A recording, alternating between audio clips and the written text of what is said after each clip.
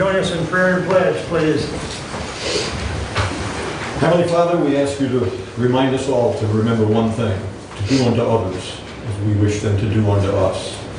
In Jesus' name we pray. Amen. Amen. I pledge allegiance to the flag of the United States of America and to the republic for which it stands, one nation, under God, indivisible, with liberty and justice for all. Thank you.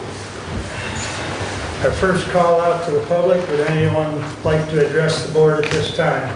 Public comment. Bill?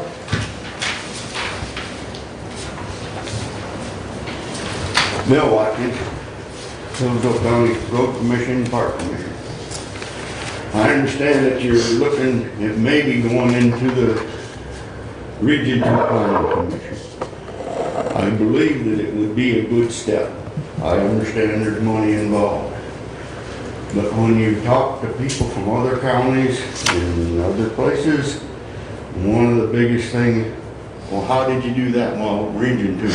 How did you do that? Region 2. I'm not sure what the cost is, or would be for the county, but most of what they do is a good portion of your dues come back to you as services.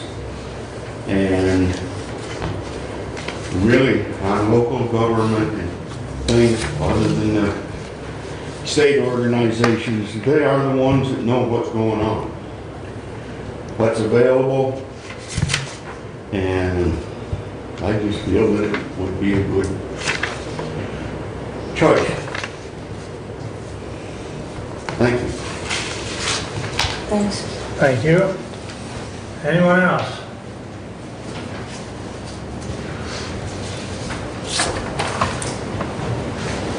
Good morning, Commissioners. My name is Robert Eichler, Scipio Township.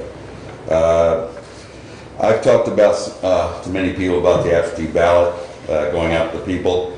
I've talked to Judy Leedy, and she's personally delivering them to the post office, which she shouldn't be doing, but instead it has been a great concern because our mail's been going to Detroit, taking about 7 days to get back to us. That means to our county residents, and then it turns around that it takes about 7 days to get that turnaround coming back. It's 14 days total just to get these things mailed out back to us, put in the mail, and so on. And Judy's just trying to make sure she takes a shortcut, and we need to actually have the postmaster come up and pick it up and take it back to the Jonesville area in order to get it distributed within our area.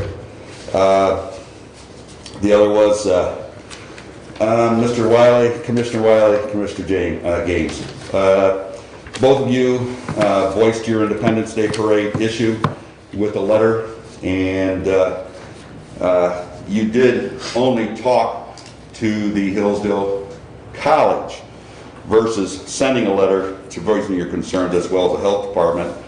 And from that, you also had a little bit of concern, but I didn't see anything about the health department down here at the state representatives thing. Probably should have called the health department right away. I mean, that was quite a few people there without masks. But I think, you know, in the conflict that I'm seeing right now, only that Commissioner Wiley, I see you doing, you know, for the Rutan name for sheriff seems to be a great concern for you. And I think this brokerage deal that you did with the sheriff to resign on August the 7th to appoint an individual at the sheriff's department increases greatly the person who you want or whoever, and I think it's been well decided, who's going to be appointed so that their value can be increased in the very near future. So I'm kind of looking at Hodshire and Mr. Albright, Mr. Hodshire and Mr. Albright here, other than their conduct to administrate, absolutely not. Nothing like what John Rutan has been able and capable of doing. So I hope that, you know, in the future that, you know, that the name Rutan is a good name and needs to be recognized as a good person too. So I hope you'll at least listen to that, and praise God that we all can be here today also. Thank you. Anyone else wish to address us during public comment? Okay, moving right along. Consent agenda. Move to approve. I second that. Any additions or corrections? All those in favor signify by saying aye. Aye. Opposed? Consent agenda passes. Correspondence is listed. Comments on correspondence?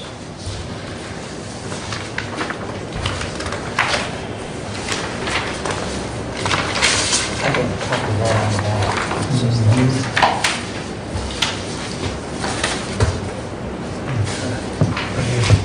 I knew there wasn't much, I just can't believe I left that iPad sitting on the counter. But I did want it fully charged, so I guess it will be by the time I'm done. Did you need the agenda? I Oh, got there you the go. agenda, I just, Aye. I usually have that iPad open with the whole, Okay. yeah. Okay. There's no comments on correspondence, we'll move to the regular agenda.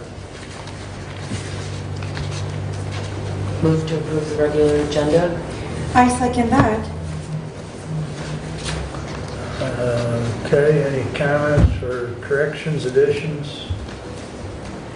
I will, I guess, inform you at this time that I will need a motion after committee reports for a closed session for Stephanie to update us on attorney-client privilege on the foreclosure tax.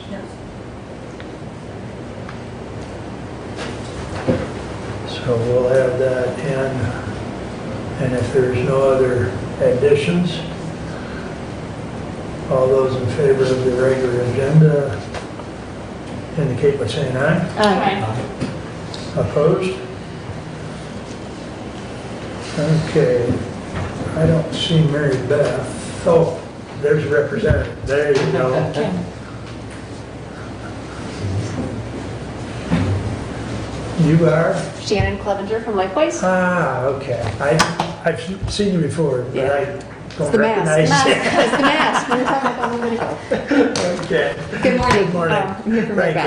you. I just wanted to present to you some hot items from our quarterly report and take any questions or concerns that you might have back. The first thing is related to our COVID-19 update. Our report only has 7 cases of clients that we currently serve who have tested positive for COVID, and half of those were in Hillsdale Medical Care. We provide nursing home support to them if they have a severe mental illness while they're in the medical care facility, so they are open to us.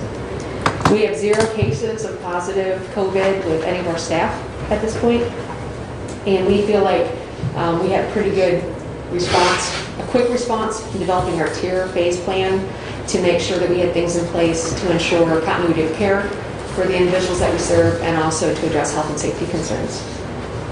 As of today, we are still at a tier 2 response level, so we are providing services both face-to-face and through a telehealth component to individuals, including also web-based applications and telephone. Our plan takes into consideration those recommendations published by the CDC, the state, and our local health department. Our plan is based primarily on the above prevalence of COVID-19 in Hillsdale and Jackson counties and the steady decline of COVID-19. So on a pretty daily basis, we go in and review the reported cases for both of the counties and just kind of continue to watch the trend. And based upon a period of time of either decline or sadly, more cases being reported, we tailor our phase response related to that. Our phase back to work plan. I'm sorry, somebody asked a question. I'm sorry. Our phase back to work plan, as a condition of returning to work on site, we were all required to complete some training courses in pandemic preparing to work site modules. So it was some specific trainings related to interaction with individuals' health and safety, PPE use, hand sanitation, how to sanitize a room, effectively those types of things. So all staff who were returning on site had to complete that, and all staff who are reporting remotely still are also required to complete that training. In relationship to our crisis services provided by Lifeways during the COVID-19 outbreak, we had previously seen about 75 calls a day, and then recently it's about 50. So we have seen a decrease in crisis requests for crisis intervention. We are of the belief that that may be because less people were going to the emergency room seeking out care. We have worked very hard in marketing on social platforms, through the local radio and media, to make sure that our crisis line is well publicized, so that people could call in. But we did see a decrease, and we believe it's because people were less inclined to go to the ED to seek crisis supports.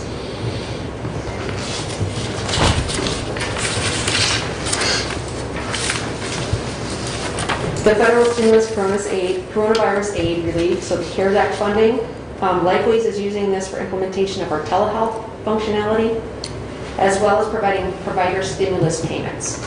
So we are taking some of that money to keep our providers whole during this time. For a number of the providers that provide services to our individuals in Jackson and Hillsdale counties, Medicaid has requirements of a face-to-face component to be able to bill for the service, and some of those services were not allowable under telehealth. The state of Michigan expanded the allowance of telehealth for a number of those services, reduced the requirement of time of service to be able to be billable, and we were able to take some of the CARES Act money to provide stimulus, well, I want to use the word stabilization payments to our providers to ensure that they had money flow coming in to be able to support and pay for their staff who were continuing to work. We did see some individuals that went on unemployment at that time, some of our providers, but the stabilization payment was able to provide them a constant income source to be able to provide wages and benefits to their individuals, their staff, during the time of COVID. We also, there was also a direct care wage increase requirement from the state, and DHHS issued a letter regarding premium pay for direct care workers, and in your packet she provided an excerpt for that. We did work with our contracts and provider network to create a process to implement this premium pay. You may have heard it, Department of Corrections received something similar, so if people were providing direct care to an individual, they received this, in our world, they called it a direct care wage pass-through. I'm not sure what they called it at DOC, but it was to provide them an increased wage, hourly wage, for the care that they were providing to individuals who are potentially COVID positive. So that is in place right now. The last documentation I saw, they've extended it through September now. Recipient rights assessment findings. We had a plan of correction that has been submitted to MDHHS. Our overall performance was less than substantial compliance. We had 392 out of 462 possible points, and in your packet, she did outline the areas in the audit. There were some strengths noted by the auditors, an excellent improvement from the last assessment with the entire complaint resolution process, improving timeliness of complaint investigations, and that staff are doing an excellent job identifying the allegations and documenting them.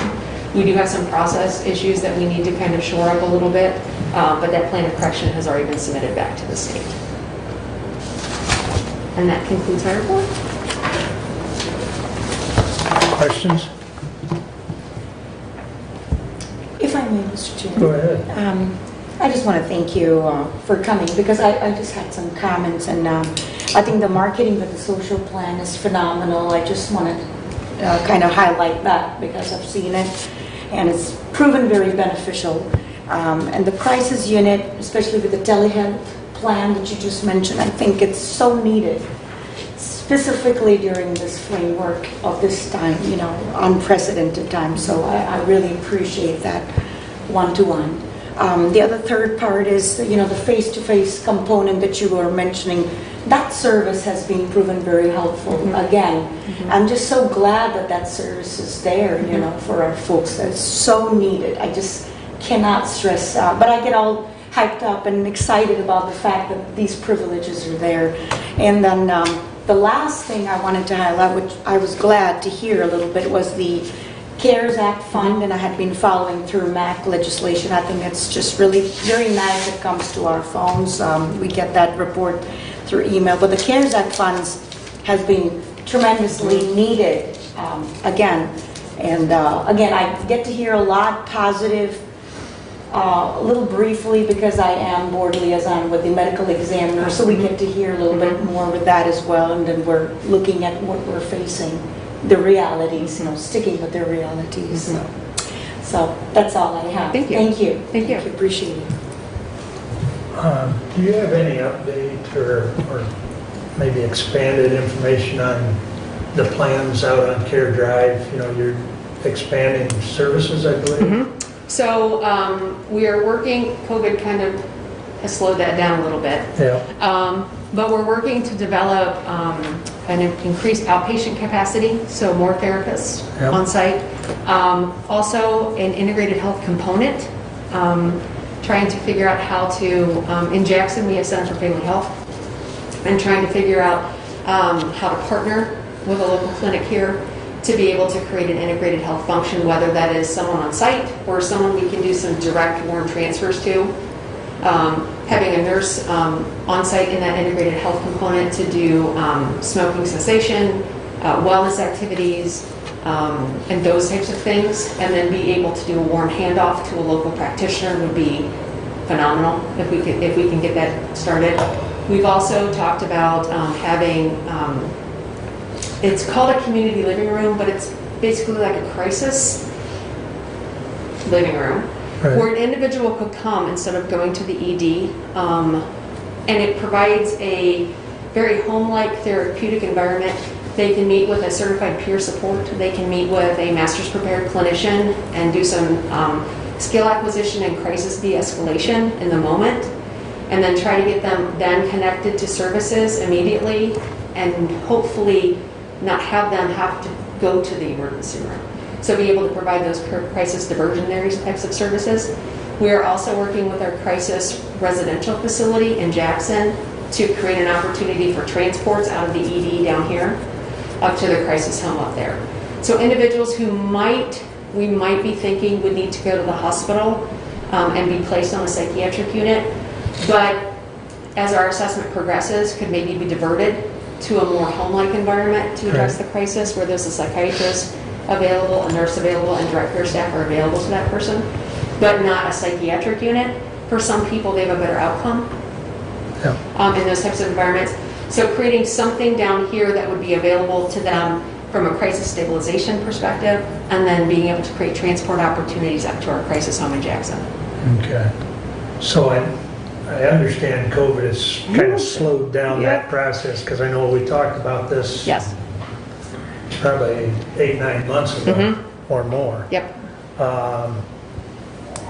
Do you have an estimated date at this point? I do not, but I could talk to Mary Beth about that Okay. and get her a date back to you. I know that last week, Karen Cascadden, her assistant, had me, when I was in the Hillsdale building, walk through the building and get some dimensions and information for her from that side of the building that we have previously been in. So there is some movement happening. I don't have a timeline though, but I can find out. Yeah. And I assume there'll be some advertising once that's up and running. Oh, absolutely. Yes. Yeah.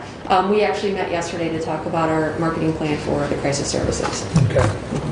Yeah, it'd be nice to know if we have at least a guesstimate on time on that. Yep. I can actually take care of that for you. Thank you. Yep. Any other questions or comments? I guess that takes care of it. Okay, thank you. Thank you very much. Thank you. That brings up Megan. Good morning. Morning. So I'm here to give you guys an update on the lawsuit. I reached out to Mark a couple of weeks ago because we have received an exceptional amount of bankruptcy literature. Most of the pharmaceutical companies are starting to do that and jump on board, and I'm sure that you guys anticipated that. Primarily, I was receiving information from Purdue Pharma and wanted to make sure that we weren't going to miss out on anything and what needed to be filled out. So after our meeting, I felt at least assured that our attorneys do have that under control. Everything that we get in the mail, they're getting as well, and they are doing what we've retained them to do, and they are responding to those bankruptcy notifications. In the meantime, however, we wanted some updates as well. So what he had explained, and this is Mark Bernstein that we spoke with, is that as everybody's aware, we have 18 to 20 defendants. They're retailers, wholesalers, manufacturers, and distributors of pharmaceuticals. We are in the multi-district litigation court, so the MDL court, which, just to kind of explain it in layman's terms, means it's kind of an economy to scale, which means that we only have to do one deposition and it's shared instead of going through all of these and doing them individually. You know, these lawsuits can take an exceptional amount of time, and COVID certainly hasn't assisted in that because all of these trials that have been scheduled in the matter have been pushed back. In terms of discovery, the process is ongoing, but it's been incredibly favorable to us as litigants. We are past whether there's going to be a monetary recovery, and we are at how much and how it's going to get allocated, and that should really be what our county's primary concern is at this point. There were early issues about application of the FDA shield law. Michigan does have a drug liability law, and in Monroe County, not that it always applies to Hillsdale, but it's important because it sets precedent. Defendants filed a motion in the multi-district litigation court to dismiss based off of Michigan's FDA shield law, which would have hurt our claim. The court put that aside for a while, but they ultimately rejected the claim. And they may still file an interlocutory appeal, but that's still good for us. It means things are going well and our discovery phase is going well in the lawsuit. There are also motions being filed by the defendant pharmaceutical companies to apply RICO. Those racketeering type statutes are difficult because what it would do, because there are thousands and thousands of claims, is make them all be basically prosecuted individually, which would be virtually impossible and tie things up forever. We won that. So Mark Bernstein wanted us to be aware that that's not an issue that we're going to have to look at anymore. And basically we won 24 straight motions against us by the defendants. So things are going well. I believe that your attorneys are doing well for you. That's my assessment at this point. There were supposed to be trials scheduled this summer, fall, and winter. Everything's being pushed back, of course, because of COVID. I just wanted to bring up the biggest issues at this point in time because there will be a question that's going to come to the board from your attorneys. First mainly is that the state attorney general and how they interact with our municipal cases. So our attorney general, I'm trying to explain this judiciously, signed on to an amicus brief from an Arizona case that was negative to municipalities. Basically, attorneys are going to likely withdraw from representing the state and the municipalities because she created conflict between the Attorney General's opinion and the municipalities here in the state.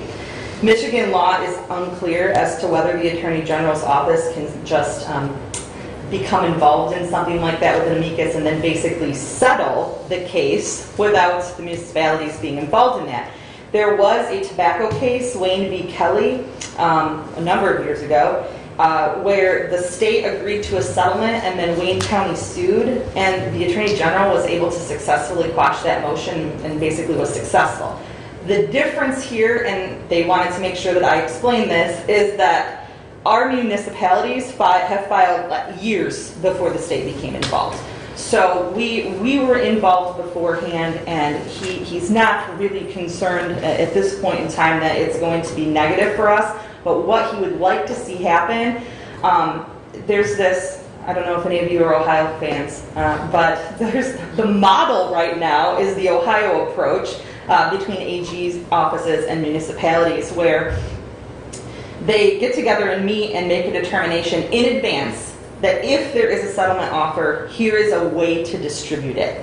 So where Ohio and their Attorney General started off hostile, and it may be that we are in that position here in Michigan as well, where we have some type of a hostile or an adverse relationship with what the AG wants versus what we are wanting. They've at least agreed to sit down and deliver like a global distribution plan of a settlement offer. So to sit down and discuss it. What our attorneys would like to do is to reach out to the Attorney General's office, not an offer of settlement, but want to present the Ohio model to the AG so that we can actually be on board and be able to work together between the AG and the municipalities. So you're going to hear from Mr. Bernstein at some point in time basically asking you guys for permission as a good attorney would do, to speak, or at least to sit down and have a conversation with the AG about what her plan is and what our plan is. My hope is that this doesn't mean there's going to be additional litigation because of it, but my recommendation to the board would be if you would allow the attorney to have that conversation and sit down with the AG's office. I think that it would be beneficial, if for any other reason than to get an idea of where her head is in terms of the settlement and distribution. That's really all I have in terms of updates. It's been slow. Because of COVID, it's really just been whatever we get in the mail at the courthouse that gets filtered down to me. I read through it as best as I can, and then reach out to the attorneys. If you have any questions, I can attempt to answer them. If not, I certainly can get a hold of Mark Bernstein, and he's pretty quick to respond by email. Any questions? So, if I heard you correctly, Yes, sir. before a settlement is reached with us, we have to get permission from the AG to accept that settlement? That's not a have to at this point. What she's done is caused a concern. Because she jumped on this amicus brief down in Arizona, which basically, anybody can. It's any attorney or attorney general's office can file a brief or an opinion in another court case. And it was a court case involving these opioid lawsuits. There are multiple states that are involved. Well, what happened when she gave her opinion, and I do not have the amicus brief yet. Mr. Bernstein was supposed to send it to me, and he hasn't done that yet. I was checking through my email yesterday. She has caused a concern by jumping in with her opinion. So her opinion must have been negative to municipalities, and that's the information that Mr. Bernstein's supposed to be sending Mr. Wiley and I. There was enough concern from our attorney's perspective that she had been negative toward municipalities that he thought that it was time to have a sit-down. She wants all the money to come to the state? I think she wants to be able to allocate all the money from the state, She wants to Mr. be the good Caswell. cheese. I believe that is the case. That was when we were on the phone call with Mr. Bernstein, that was the impression I got as well, is that, the state's trying to kind of bully their way in, even though it's individual municipalities that have filed. So Basically, she can screw everything up. Sure, that could absolutely happen if there's not some type of an approach to this. And I think what that means, Mr. Caswell, is that we're in a position where there's going to be a settlement. There's going to be money. And it needs to be decided how it's going to be allocated. We're small, and in terms of all of these other municipalities and whatever they've received from discovery from them, how are they going to determine damages? How are they going to determine how money gets allocated? So that's our attorney's biggest concern for us right now, and he wants a plan for that so nobody's caught off guard and nobody's surprised when these allocations come down. My biggest concern would be exactly what you're stating, and that's that I wouldn't want the state to become involved where they're deciding who merits this amount and who merits this amount. That's not something, in my opinion, that you guys should want the state to decide for you. Okay, thank you. You're welcome. Are there any other questions? I know this can be complex, but anybody here can call at any point in time too, and I'll give you my impression of what's happening. yeah, feel free to reach out to Megan, at least until this thing's over, we're just kind of following what the attorneys convey to the county, and Megan's been real good about helping me weed through some of the legalese. So, all right. All right. Thank you very much. Thank you very much. All right. Well, let's jump into committee reports. Emu, you're up. All right, thank you, Mr. Chair, for that opportunity. All right, so we've had a very busy 2 weeks, and District 5 has been fairly busy throughout this whole 2 weeks from last time we met at the county. And so let me just quickly begin with the Sheriff Department. I did meet with them briefly last week, and they have been pursuing some bids in regards with the parking lot in front and some of the other concerns. As you do know, that they're looking to replace their tasers, and so a couple of things that they had been talking in regards with tasers and the vests.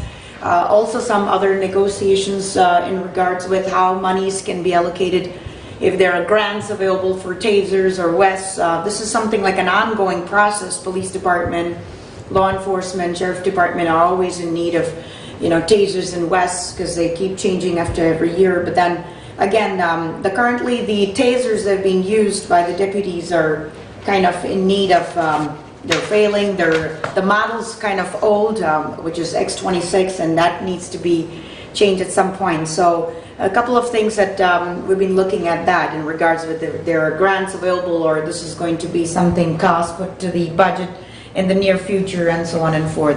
If you do realize the facade, office brick facade in the parking lot, that needs some work, so they are pursuing some bids in regards with that. I haven't received any, and if they do receive, they'll forward it to you, or probably in the process of already. So a couple of things over there. And in regards with the taser replacement, my thought is I don't believe that would be a capital improvement plan, although if there are any grants available, we can pursue with that. But again, we'll have to look into that. But it doesn't seem like a capital improvement plan, but it does look like a budget plan towards the near future, or however else we seem to go in the future with that. Somerset Township met, one of my townships met, and they have been in the process of completion of updating the township master plan and Somerset zoning ordinance, and so they were kind enough to send it to the county planning commission as well. It was discussed, and Somerset Township has had their public hearing in regards with that, and like I said, so they're ongoing with their zoning ordinance, which is supposed to be reviewed every 5 years. Moving forward, County Planning Commission met last week, and we're going section by section. We have a great team who's been involved within the county, and again, we've been going section by section, page by page, reviewing our ordinance in place. We're still not stabilized in regards with the education input because of lack of the rep from the education section right now. Mainly, in my opinion, it could be just because of the COVID-19. They just haven't showed up. So we're missing that one factor, and hoping that we can cover up that and figure out how we're going to move forward with that.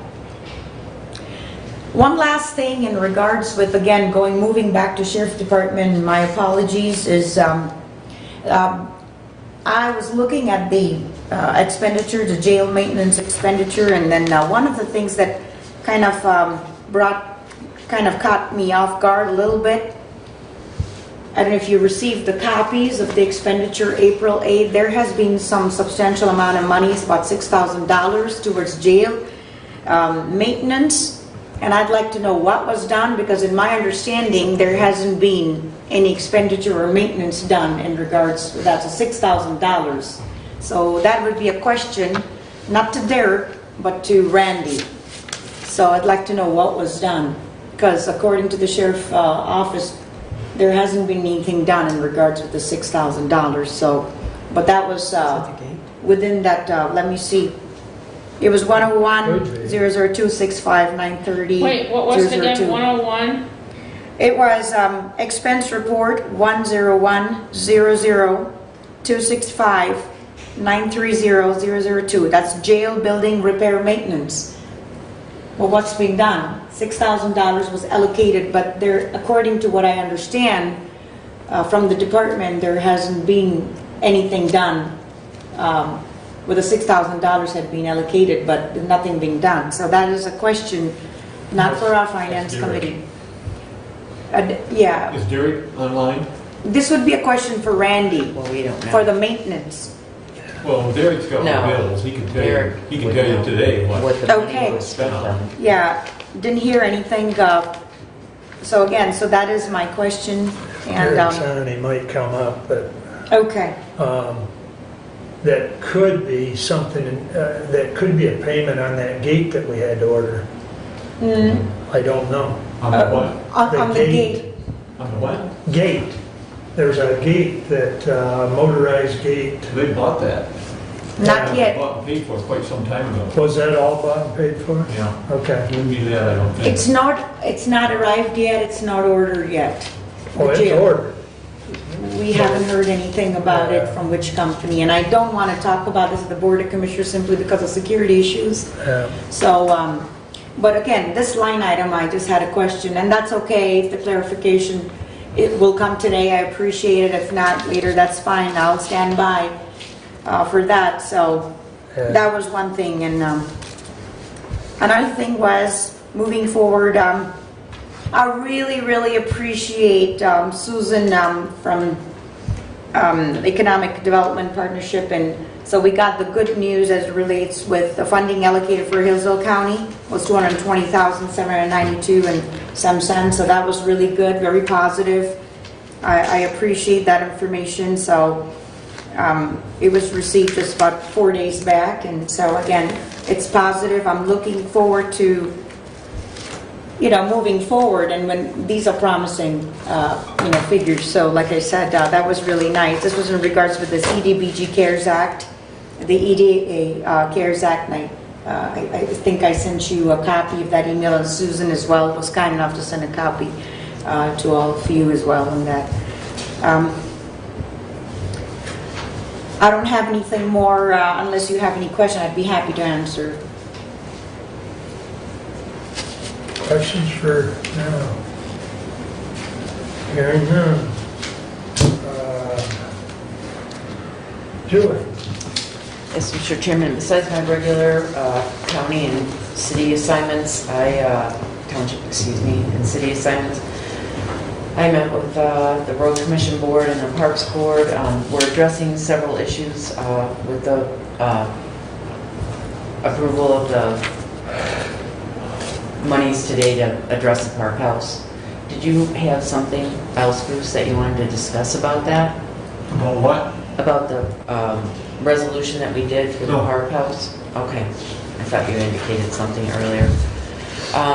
The only other thing on the parks, Lewis Emery Park, where the rearing ponds are off of State Road, we've had several incidences there where people are putting in like kayaks or some kind of watercraft. And at that park specifically, there's no boating allowed at that park. So we're trying to address that issue. We do have the ordinance, we've consulted with the Sheriff's Department and trying to get that taken care of so that we don't have an issue there.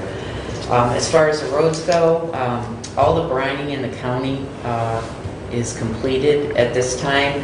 Paver patching work has been done. Now they're working on seal coating and doing a pretty good job considering that their Michigan Transportation Fund now, between the last 2 months, they've been shorted as compared to last year, 70,000 and then 170,000. So they're down in funding $240,000 for the year from the Michigan Transportation Fund. And that's my report, unless anyone has any further questions.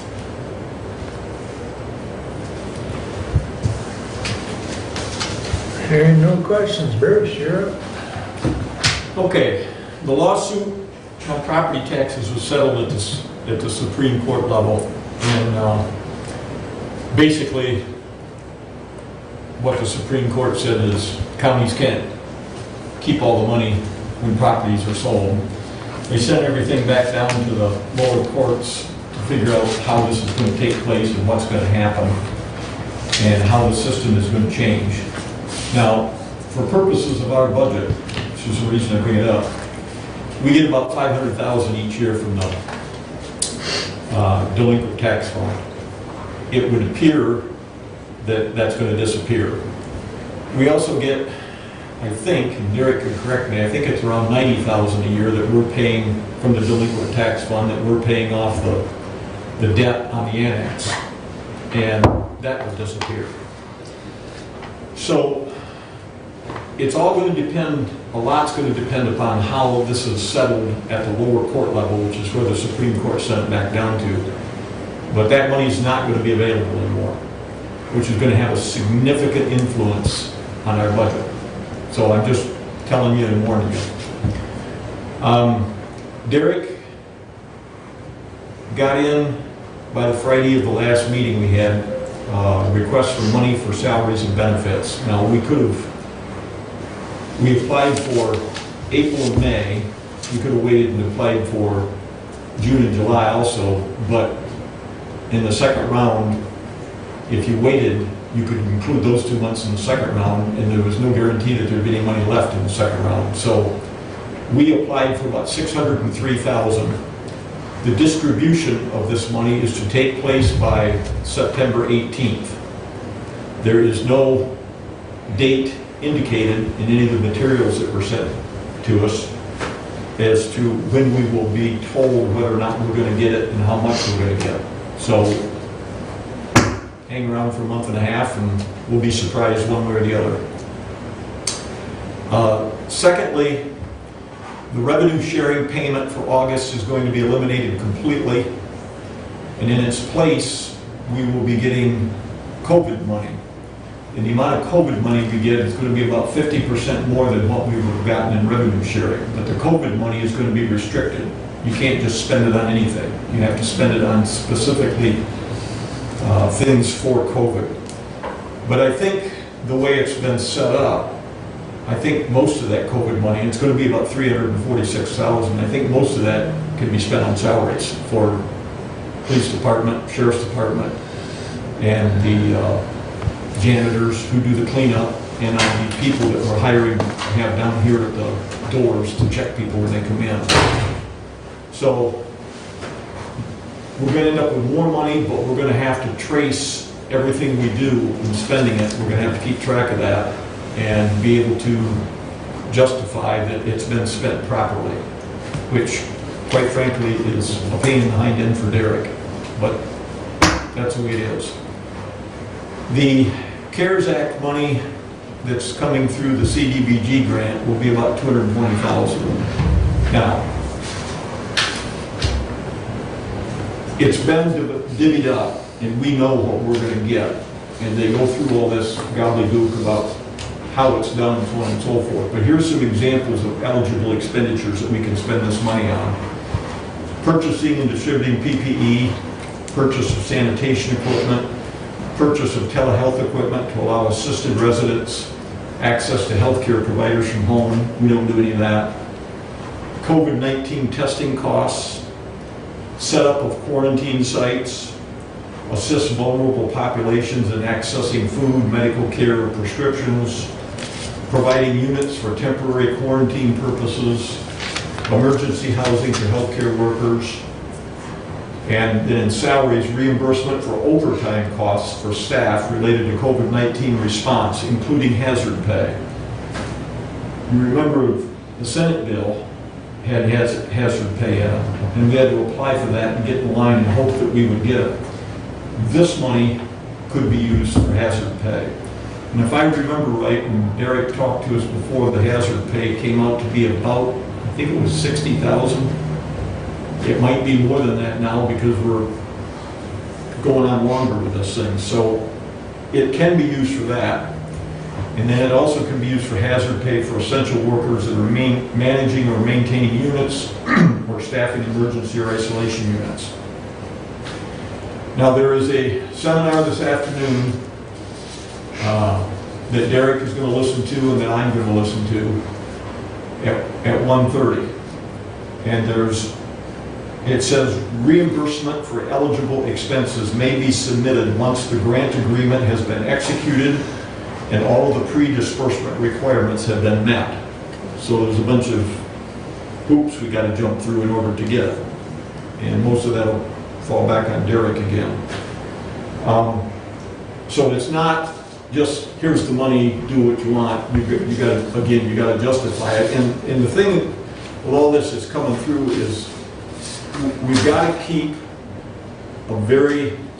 think ahead about how this money can be used, because if this pot can only be used for these things, then we don't want to pay for these things with any money out of this pot. And we got to balance all those. It's a tremendous amount of work on Derek's part, a tremendous amount. And he's busting his hind end to try to keep up with all this I'll call it garbage, okay? But that's what it amounts to. And you gotta go through all these hoops. And if we don't justify it, and if we don't keep good records, and we don't have everything in place, then they can very well come back on us down the road and take the money back. And then we'll be even worse off. So the CDBG money, we were informed about it from the Community Action Agency. Toby Berry did a nice job getting it to us.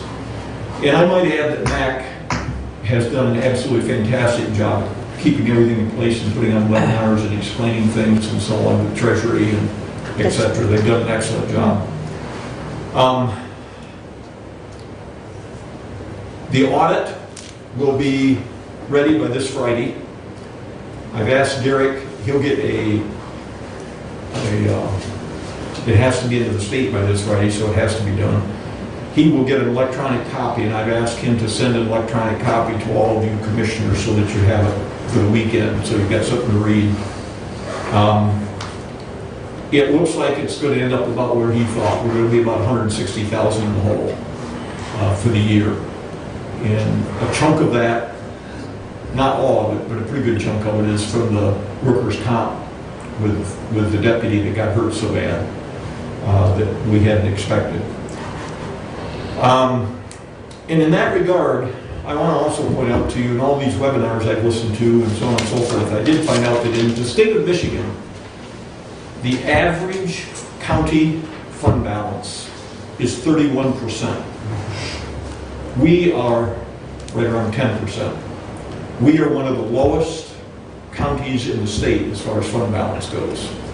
And what that does is basically ties your hands. Whenever anything unusual happens, you're hung out to dry because you have no money. You can't maintain your programs and everything else if money's disappeared.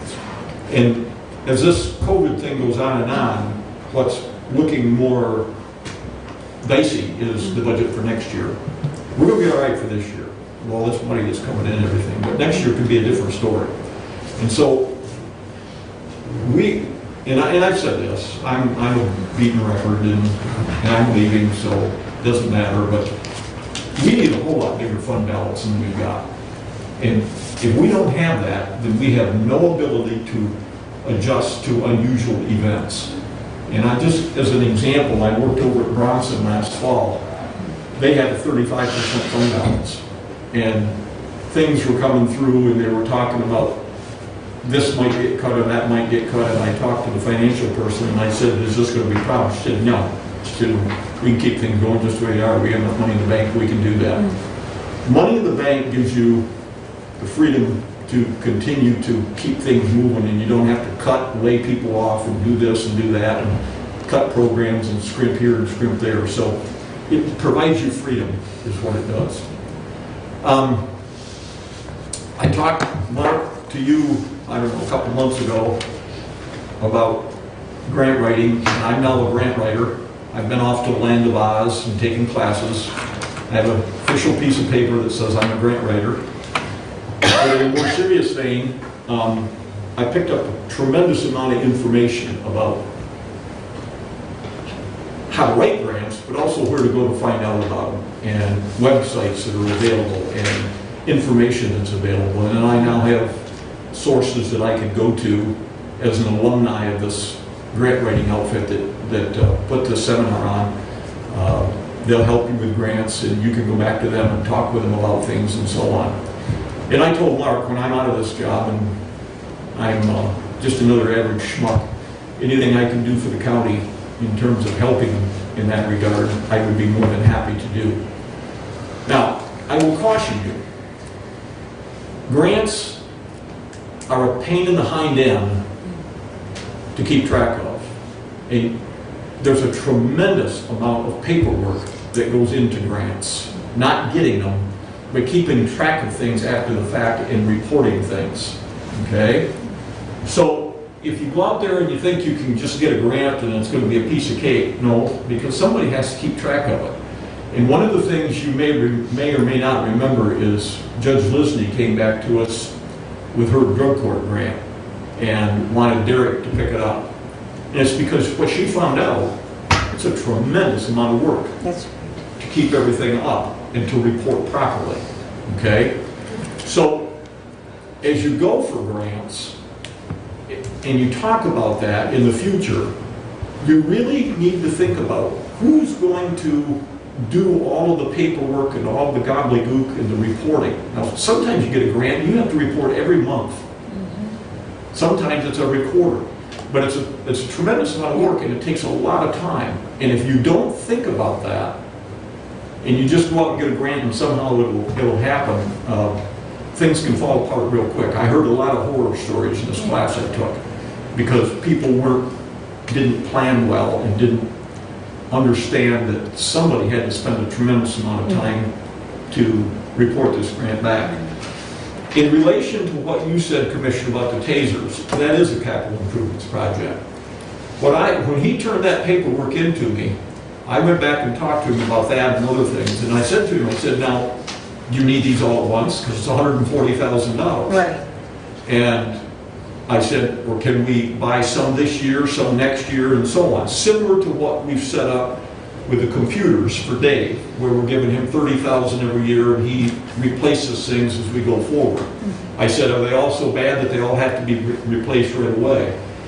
And didn't really get an answer back on that. But if we have to come up with $140,000 all at once, and I'm not blaming anybody, but this has been part of our problem. There's no planning.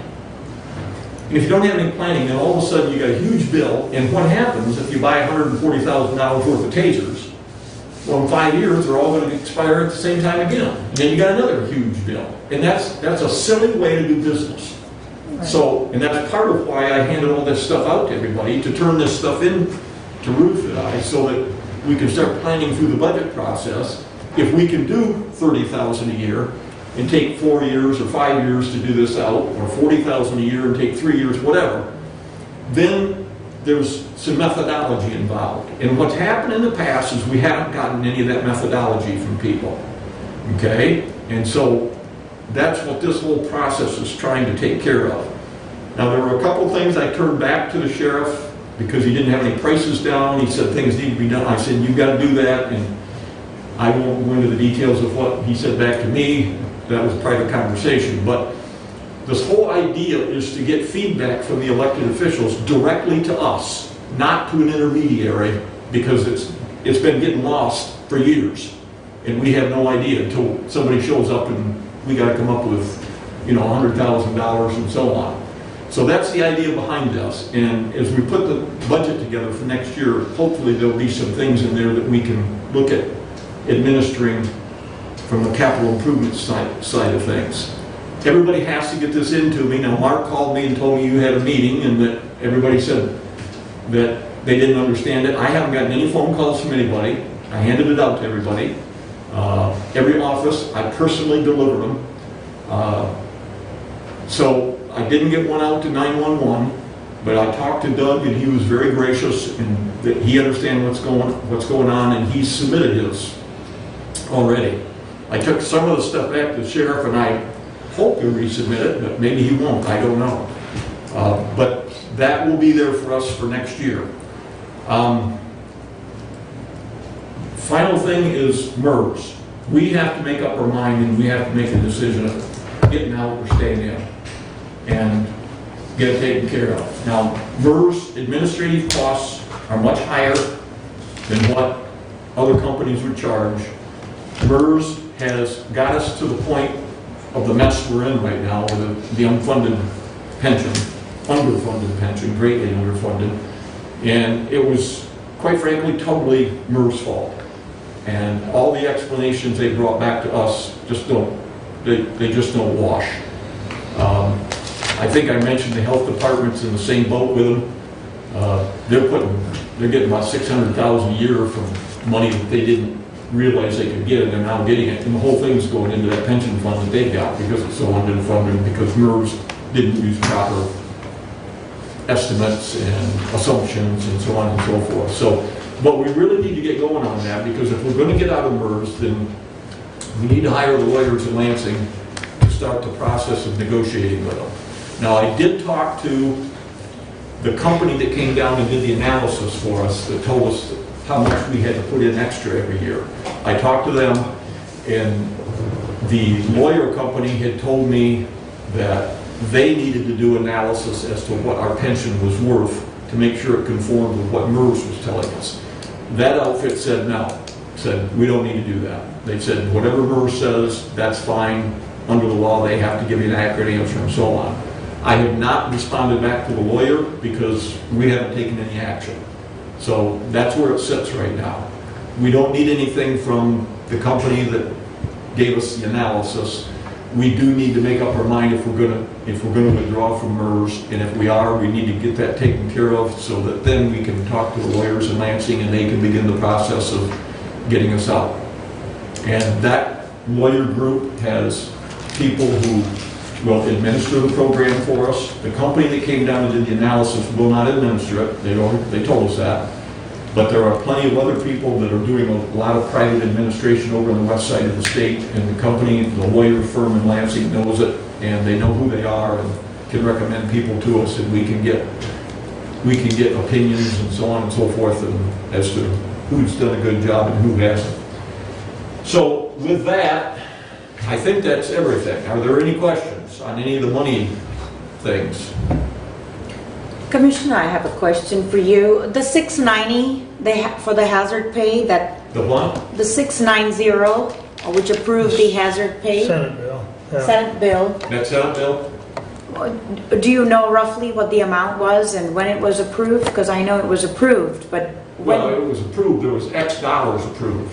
Okay. And so it's first come, first served. You apply, and if there happens to be any money left, you get it. If there's no money left, you don't get anything. Did we receive any? What's that? Did we receive any? No, we haven't gotten any money from We it. haven't gotten any money. Derek did get that filed, and we did get in on the first run. We were notified that we were within that first run, but we haven't gotten any notification other than that, have we, Derek? On the hazard pay. So, But the beauty of it is this CDBG grant that Derek and I are gonna tackle this afternoon, that can be used for hazard pay. So if this Senate bill thing gets screwed up, and we don't get anything out of that, we can cover it with this money. Derek, go ahead. so there was actually 2 avenues for hazard pay reimbursement that were released at the same time. One was called the First Responder Public Safety, Public Health Payroll Reimbursement. The other was called the First Responder Hazard Pay Reimbursement. The First Responder Hazard Pay Reimbursement does not include fringes attached to those dollars. The Public Safety, Public Health Payroll Reimbursement does, and you can include, the total pay, including hazard pay. That's the $603,000. That includes benefits and pay. The hazard pay only pays salary. It doesn't pay any benefits. So when I submitted for reimbursement, I put the hazard pay in the Public Safety, Public Health program as to make sure that we got as many dollars back for it as we could, including the FICA Medicare retirement on it. So I haven't submitted anything for the hazard pay, the first responder hazard pay program, because you can't submit the hazard pay to 2 different programs. They call it double dipping. So we haven't submitted anything for that. We've submitted $603,000 for the first responder public health, and that includes the reimbursement of the hazard pay that you've already given out to first responders. Does that make sense? It makes, yeah, yes. And the other question I have for you, Derek, was the $6,000. I know you don't have to answer me if you don't know. The $6,000 that was allocated for the jail maintenance, do you know, was it a down payment or something? This is a question for the maintenance, but there's no work done. I don't know what What's the account number? He can run down and get it. Right here, it's right here. I just mentioned the account Yeah, number I wrote just it a while back, and I'll hold Right on here. a second. Well, that's. The amount is 101, this is the account number, 101-00-265-930-002. And it's jail building repair maintenance. So I believe this, Sheriff Parker asked me for a GL activity of this account, must have been yesterday, and I sent him the GL activity. As far as, I mean, there's a whole bunch of Gelzers and stuff as far as what those actual purchases are. That's a question for Randy. I mean, if you want me to answer it, I gotta go pull every invoice and look at it, which I can do, so it's up to you. But short of giving you the GL activity, I wouldn't know without pulling the invoices. That account has all the invoices in it that you were given? It lists them, yeah. Okay, would you go down and print off, you don't have to analyze it, just go down and into that account and print off everything that's been spent in that account, so we can see it. Can you do that? Give you a copy. Yes, I can. Okay, can you do that today? Yeah, I can do it right now. Okay. Appreciate it. Do you want me to send it to you or bring it back up and give you a hard copy? Bring it back up. Thanks, Derek. Anything else while I'm up here? Okay, you want to go over the budget for this year? Sure. So I sent these out to you Sunday. I have copies if you need copies. Yeah, there's copies, it's better. You have copies? House You copies? can do revenue first or expenditures? Doesn't matter to me. You're in charge. I'll do expenditures first. Expenditures, all right.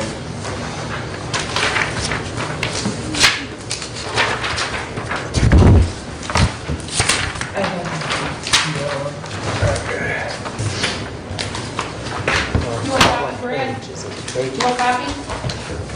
Get Brad. Okay, just 32. Sure, sorry. He can have my copy because I got it online here. I should be. I just wanted to make sure that I had.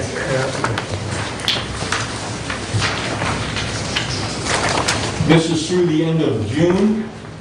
Is that right, Derek? Or is this through the end of May?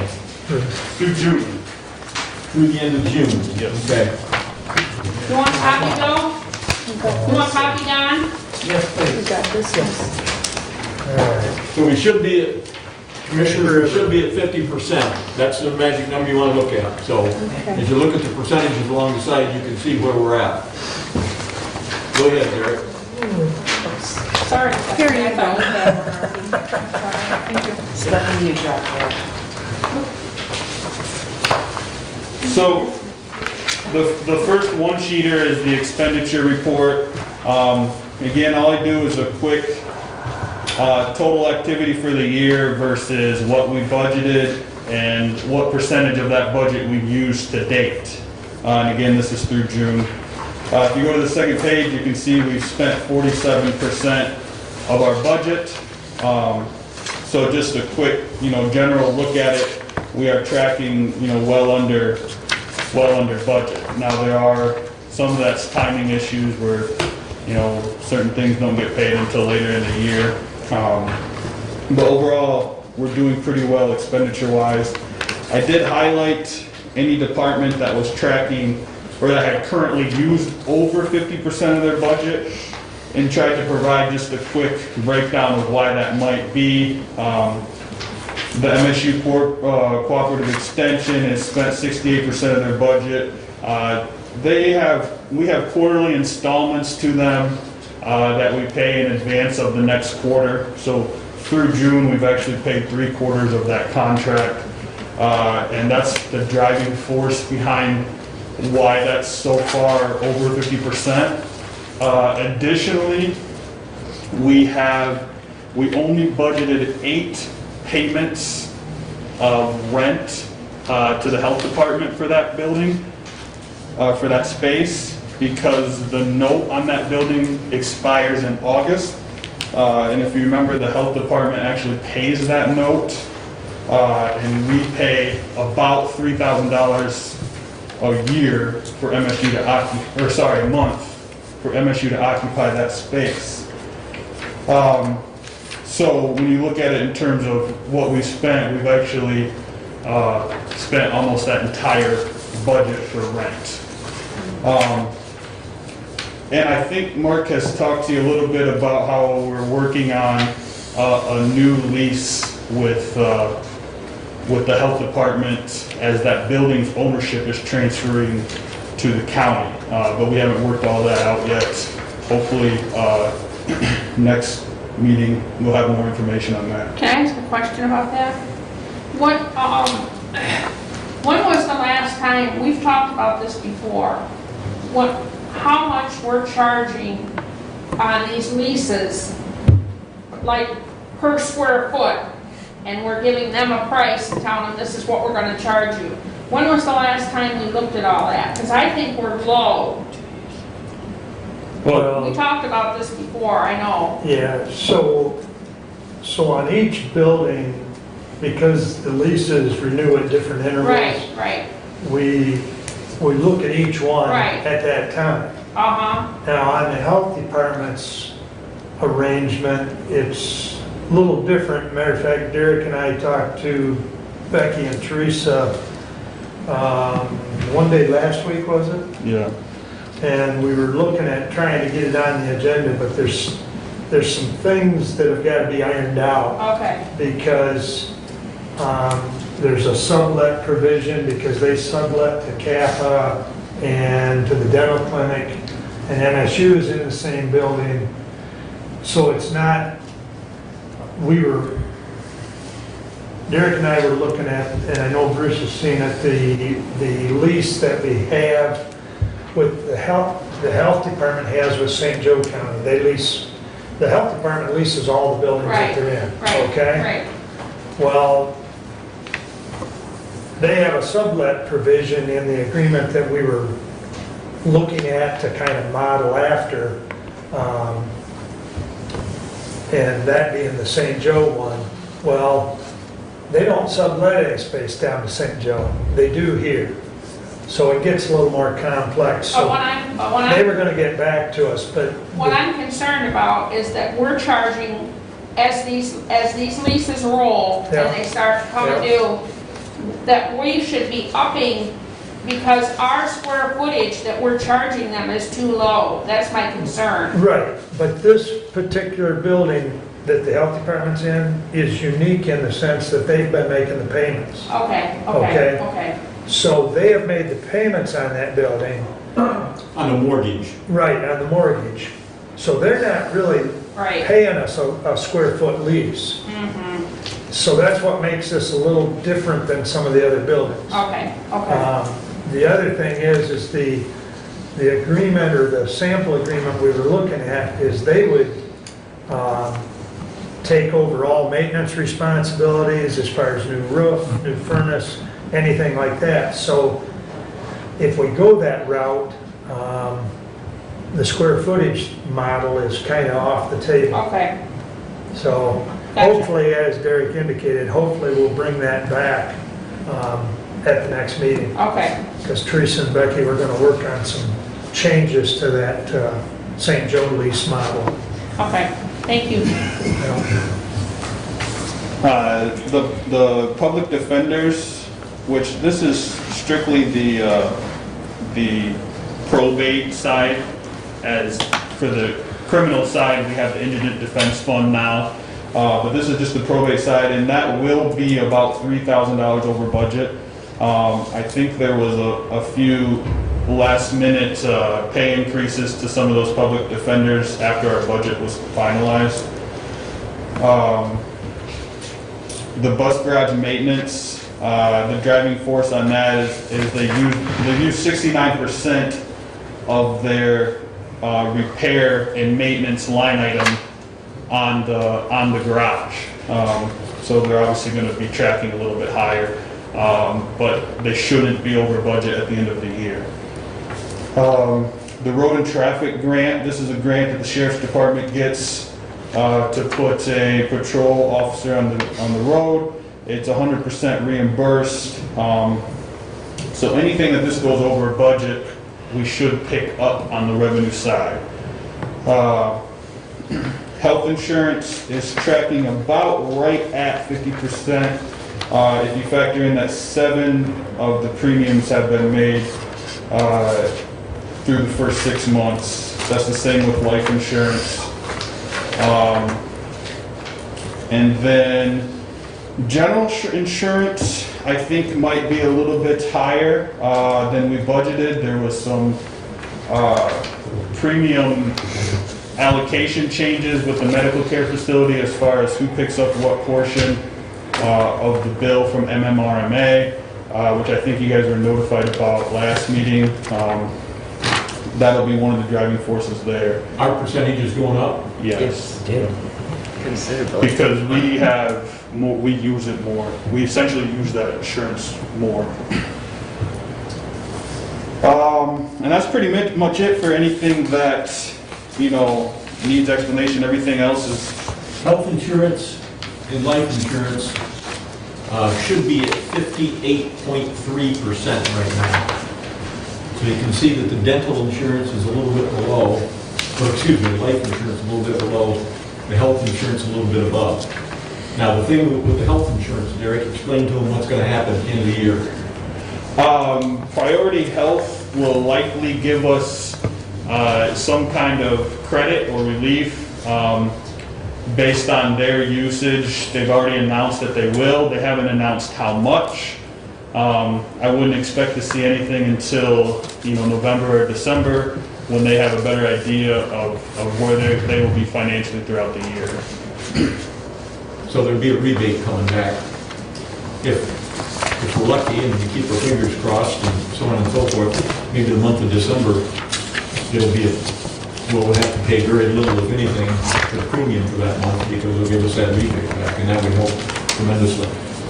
The dental people have already done that. We've distributed that out to the employees, the ones that pay for dental insurance. So, okay, are there any questions on what Derek went over here? Now that 3%, actually we're about 2 3/4% below. That amounts to about $350,000. Now don't get too excited that we're $350,000 ahead, because things can change dramatically. But one thing I wanted to point out is in the 351, the jail corrections department, you can see that they're at 46.33%. And they're well under, and a huge chunk of that is because of medical costs and food costs, because the number of people have been down. And then if you look at the sheriff's department, which is 301. 301, yes, 301, you can see that they're under quite a little bit. Now the two together, the sheriff's department and the jail corrections department, just those two amount to almost $3 million. It is $3 million, and that's about 25% of our budget. So they have a huge impact, okay, on what's going on. And the money's there to hire people. They didn't get cut last year or anything like that. They got all the money that they asked for, but the money's there. But as you know, it's getting harder and harder to hire police officers. The way they're being treated by the general public all over the country, people aren't too excited about going into that job. So, okay, anything else? All right, now revenues, Derek? Yes, sir. Revenues, so this report's a little different. I show, because revenue is kind of harder to take a look at where you are in the calendar year, because so many things come in once a year and not monthly. But at this point, we've receipted in about $100,000 more than at this point last year. And that doesn't really mean a whole lot. One of the driving forces on that is the tax line items, but those have the opportunity to be done at different points in the year. It doesn't mean that we're getting more taxes in than normal. We'll get in pretty much what we budgeted. We're usually fairly accurate on that line item. The one thing I would like to note is charges for services being down $76,000 from last year. It's also tracking to be quite a bit under budget. And if you flip to page 3 of the hard copies I handed you, at the bottom there's a little summary for the registered deeds, district court, and clerk services. That's about how much it looks like to me that we're tracking under budget. As May and June, we didn't receive much revenue for these line items, which we normally do. So that's about $112,000 just in those, that actually is about 5 different line items above from that section. So yeah, that's where we're seeing the COVID impact quite a bit. Sorry, Jody, the one I handed out today had that section updated. Oh, So it wasn't the okay. one I passed. I'm like, I didn't have that. Thank you. But yeah, so that's the part where we're seeing the COVID impact the most, I believe, as far as our revenues go. But I don't know if you have any questions on that. But the first page essentially of this document is a summary of all of these sections, and then the next page goes into the detail on each category. So, like I said, charges for services is where we see the impact from revenue the most. I think there's potential to have impacts on our revenue sharing, but we're just not quite sure how that goes. I think Commissioner Cavler probably shared that we're not getting the fourth quarter revenue sharing payment from the state, but instead we're going to get some CARES Act money to offset that. So, yeah, the revenue is going to be interesting to see how it plays out throughout the whole year. So.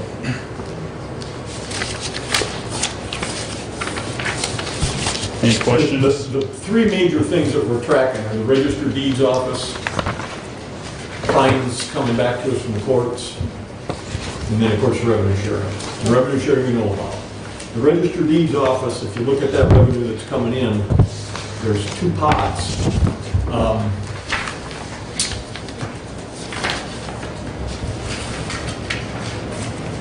They're on page 2.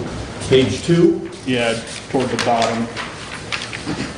These are the ones I touched on just a minute ago. okay. You can see that the transfer tax is up from last year, but the recording fees are down. So the net change is,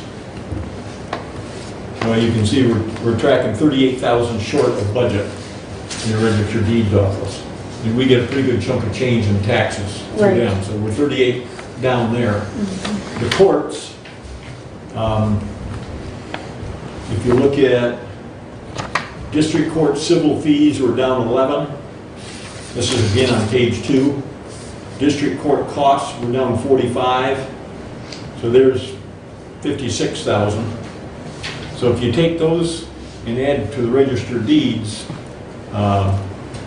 we're talking $90,000 we're down in those 2 areas. Okay. Okay, so when you look at this money that's coming in and things are getting paid for, understand that after you get done with all the gobbledygook running through everything, we're not going to be getting 603,000, we're going to be getting 503,000. Right. And same thing with that CDBG money that Community Action Agency told us about. We get 220, but we got to figure out how to spend all that in places that we're not spending other things so that we can actually use it all. Right. Otherwise, it doesn't do us a bit of good. And that's what Derek's got to do, and I got to help him with it. So that's where we're at. Any questions? Okay, and Derek, if you could print that off for us and bring it back up, I'd appreciate it. And that's all I got. That's too much. I'm sorry. Ruth, I didn't hold you down. I talked too long. Sorry. All right. Well, as long as we're on finance, Stephanie, you want to discuss this sheet you handed out at all? 'Cause that's part of finance, I would say. I just, it just got finished last week, compiled, so it didn't make it because I was not here to the board. I'm usually doing it electronically. Yep. But if you have any questions, I can answer them. It normally would have been in the packet.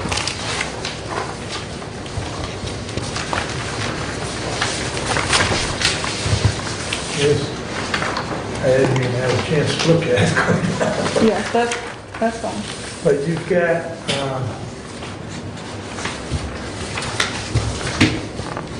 got all the funds listed on here, correct? Yes, The, that we have investments for. yeah, that's, where are we tracking on, are any of those I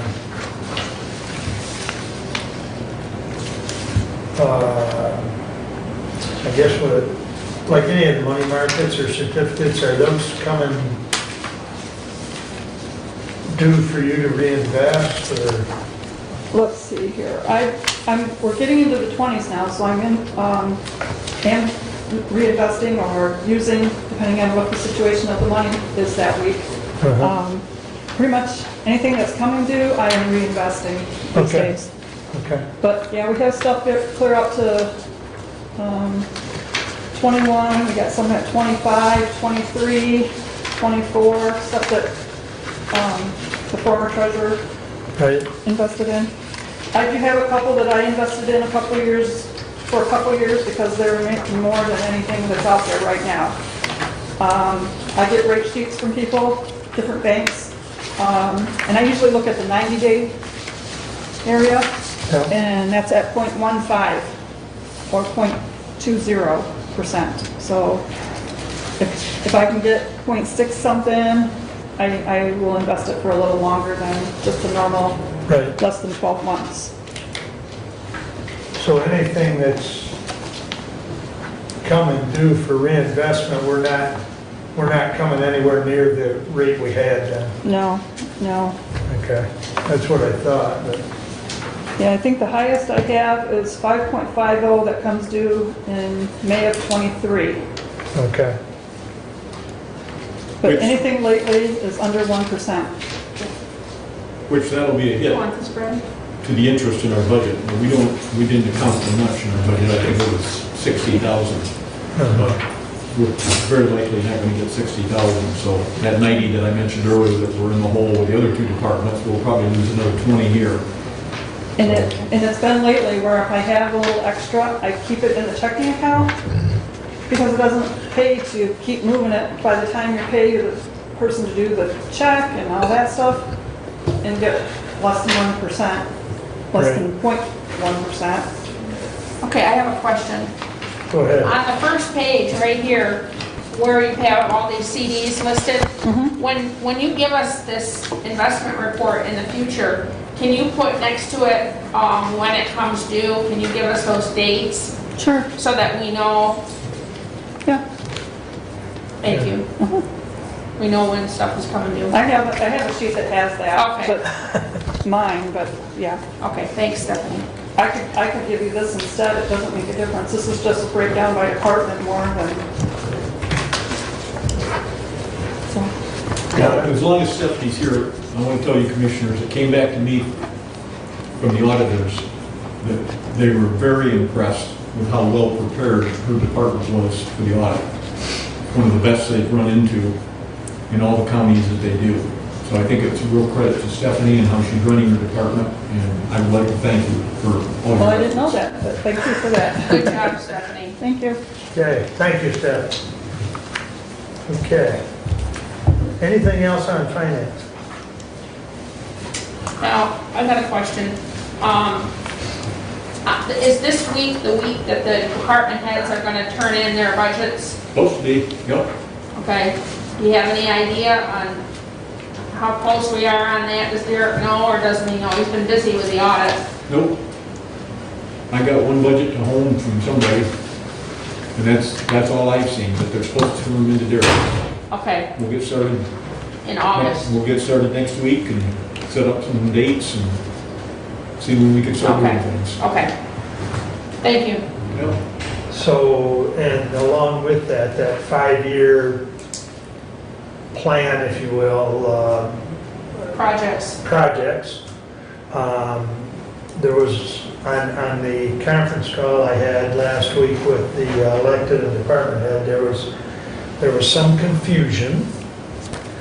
So, so David resent that out to everyone, and we put a date later in August for, final date for that to be submitted.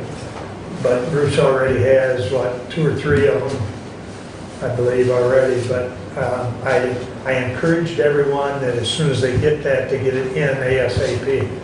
So, and, What was the confusion? I thought it was pretty straightforward. I read it also.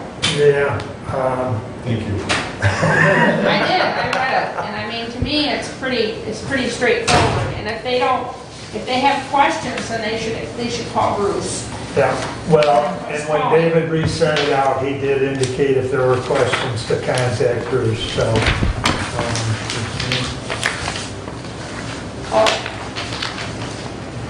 There you go. Now, this on here is all the jail. It's, Is that correct? so it's Randy's budget, and it's the line item that he's been allotted to do repairs at the jail. Okay. He said if you had any questions, to let him know. Now, there's 6,000 on here for federal locking services. I think he said it was something for a gate. The what? Something for a gate is what he said. The For the gate? Is that a deposit? I Like believe a, so. some like a deposit thing? I or- don't, Yeah. I don't know for sure. Yeah. That was back in April.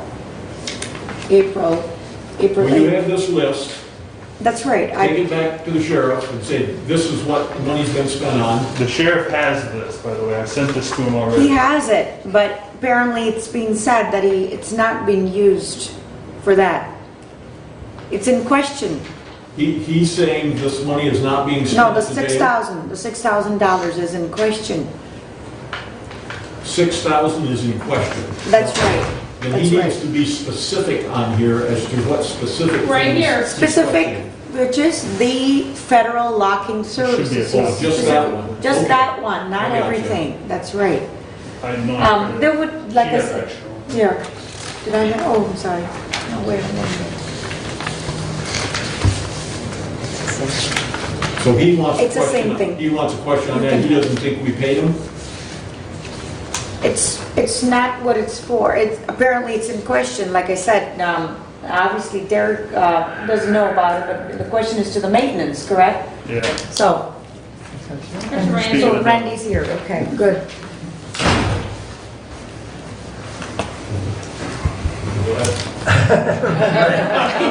He You got- just walked in he at the just right got time. comfortable. Namu has got a question in respect to the jail building and repair maintenance. There was a bill, federal locking services for $6,000 on April 8th.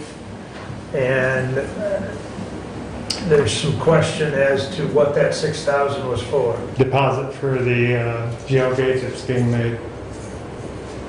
That's what I thought, but So where are we at with getting the gate? Is it ordered or is it, It's being manufactured.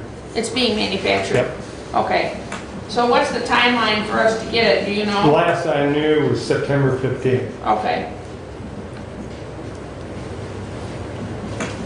okay. Does that answer the question, Emily? What company are we dealing with? Do you know? The company, Yeah. What's the name of the company? Where is it based out Federal of? Locking Services is the actual company. Where is and it based out of? They are out of Kentucky or Tennessee. And they're not the ones manufacturing it. They're, So they're like a broker kind of thing? well, yeah, they're the ones that install it. And so they take the dimensions and have everything custom made. And it's at a factory. And I can't tell you where that factory's at right at the moment. And then when it gets done there, it ships straight to us, and then I make arrangements for them to install it. For the crew, their crews will Mhm, come. So do you know, did you say the timeline is what, September 15? The last I knew, Okay. that's the only thing they gave me was September 15th. Okay, Of course, everything went way long this year because With of the COVID. COVID. Yeah. that's fine.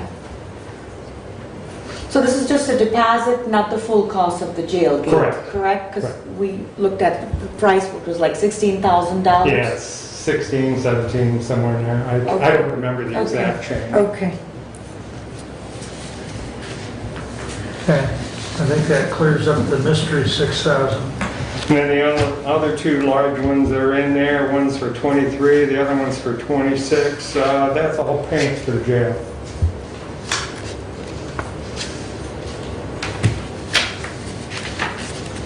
Oh, the entries there for Gelsers? Yeah. Okay. So it should all be new and shiny looking inside, huh? For this year. Uh, Okay, any other questions for Randy on that? I'm good. That's good. Okay. Thanks, Randy. Yep. Appreciate it. Thank you. Okay. All right, any more finance questions while we're... I think we should, Derek just walked out, but he already knows, but I think we should compliment Derek because he has made sure that we've gotten everything, hasn't he, Bruce? And worked hard to work overtime to get everything in on time and exactly what we're supposed to have. I've complimented him, that's good. Also the audit. We all go to other meetings of municipalities, other county commissions and other places. And I go to some of these other meetings, one of them I went to, they were sitting there saying, well, is there any money? We heard that there was a lot of Fed money for firefighters and stuff. How do we go about getting that? And you could tell by what they were saying that they were way behind. We've already got all this already all in place and applied for everything. So I think that's good. We're being good stewards of taxpayers' money and making sure that we're getting everything that we are legitimately have coming to us. One final thing I'll add, just as an aside, if this lawsuit on property taxes, the worst case scenario, if it happens, we would be looking at about $600,000 to $650,000 being reduced out of our budget. Okay, now again, it's going to depend upon what the lower courts do. We can cut that. It won't be me, it'll be other people. We can cut that. Or we can go back and ask the voters to increase the millage by $500,000. $500,000 would raise about $660,000 to replace it. So just food for thought as you're moving down the line. Either suck it up and be ready to cut $600,000, $660,000, or be thinking about a millage increase, a Headley override of $500,000 to pick up that difference. I don't know how it'll play out, and we're going to have to wait till we see what happens. But that $660,000 would be a pretty good chunk of change to take out of the budget. So I'm always the bearer of good tidings. Sorry. Okay.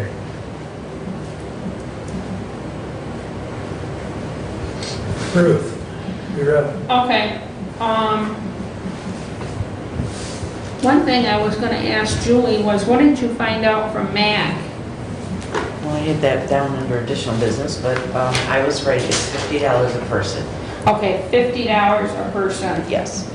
I think that we should register for that MAC conference. Well, Marnie needs to know, By the 7th. By the So 7th. we have a little bit of time. Yeah, but this is our last meeting before the 7th, and she has the election coming up, so we've had plenty of time. They sent us, I don't know how many emails on it, we've all known about it. So what's your feeling on it, Mark?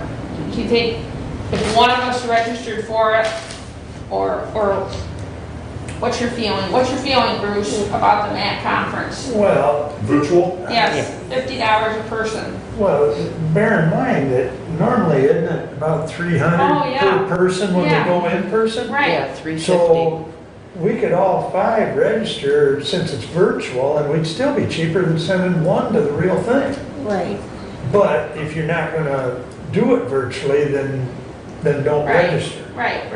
But, I'm not going to do it because I've listened to the webinars on all this financial stuff all the way through. I've listened to all that stuff, so I don't need to talk to them. They're going to go back over a lot of that stuff that I've already heard. So I don't need to. You can save your $50 with me. I think Nemo should do it. Actually, Mr. Chair, I did talk to Marnie yesterday, and I did tell her, Lord willing, that I would like to participate virtually. And as I understand, correct me if I'm wrong, the $50 is, I think, the membership fee for the county, so I think not $50 per person. No, No, it's she just $50 said- a person. Is that Yes. correct for a virtual? Yes. Okay, cheaper than the $300 going in person then. Yeah. I think it's a great source of education to bring back to the county and the taxpayers, so I did sign up, Okay. if you may, to get educated. I don't know Like I if I'm gonna said, do it or not. Lord willing, I I've just listened said- to a lot of the webinars too, some of the same ones So- that Bruce has been on. So I'll have to let her know, I'm not sure. I'm gonna What do about it. your, Tom Izzo's gonna be on it, did you know that? Yeah, he's doing one of the opening mornings or something. Right, right. Wear a mask. Yes, Yeah, yeah.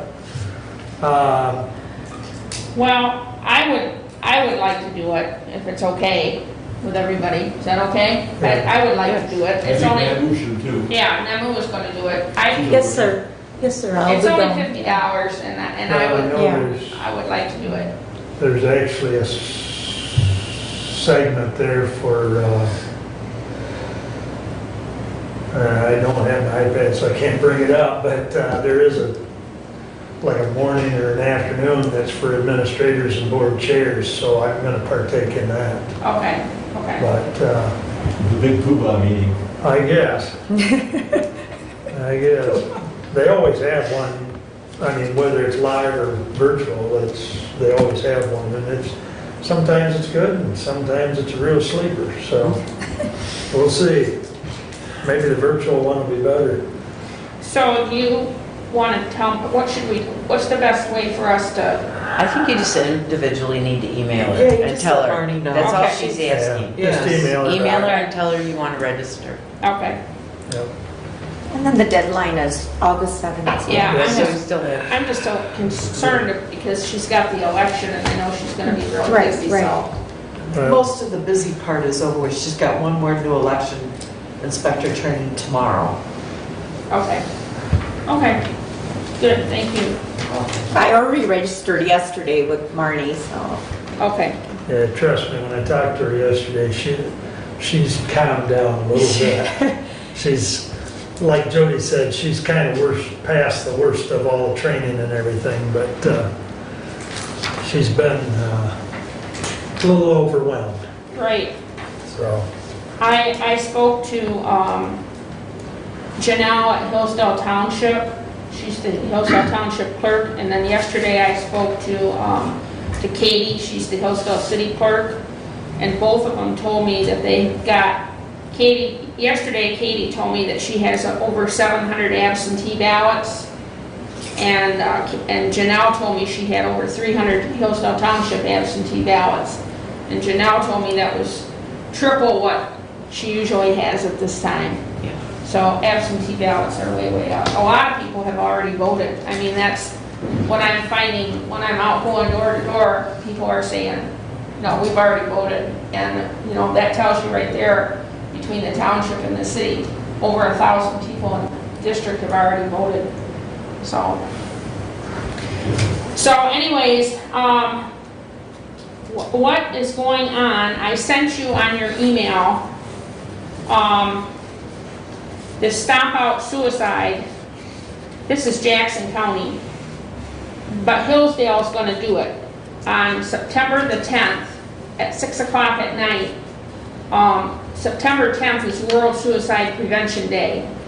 And what happened is the Suicide Prevention Coalition of Hillsdale County decided not to do an event. We were trying to figure out if we wanted to do an event in September or what we wanted to do and everything. And we finally just decided that we were going to support Jackson County's event. So instead of us doing a separate deal, we're just going to do this. Thursday, September the 10th at 6, I sent this to you on your email. Stomp Out Suicide. Now, Stomp Out Suicide is usually a walk, but this year it will all be online with speakers and stuff.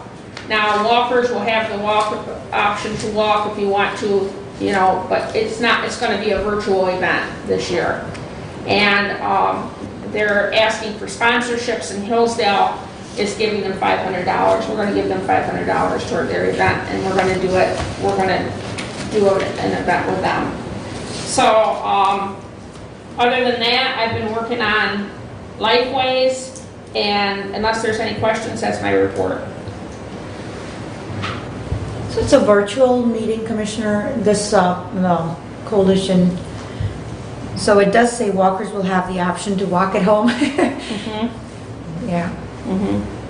Yeah, thank you for sending that. I really appreciate that. We'll forward it to District 5 townships. so They're people gonna can- have local speakers. Okay.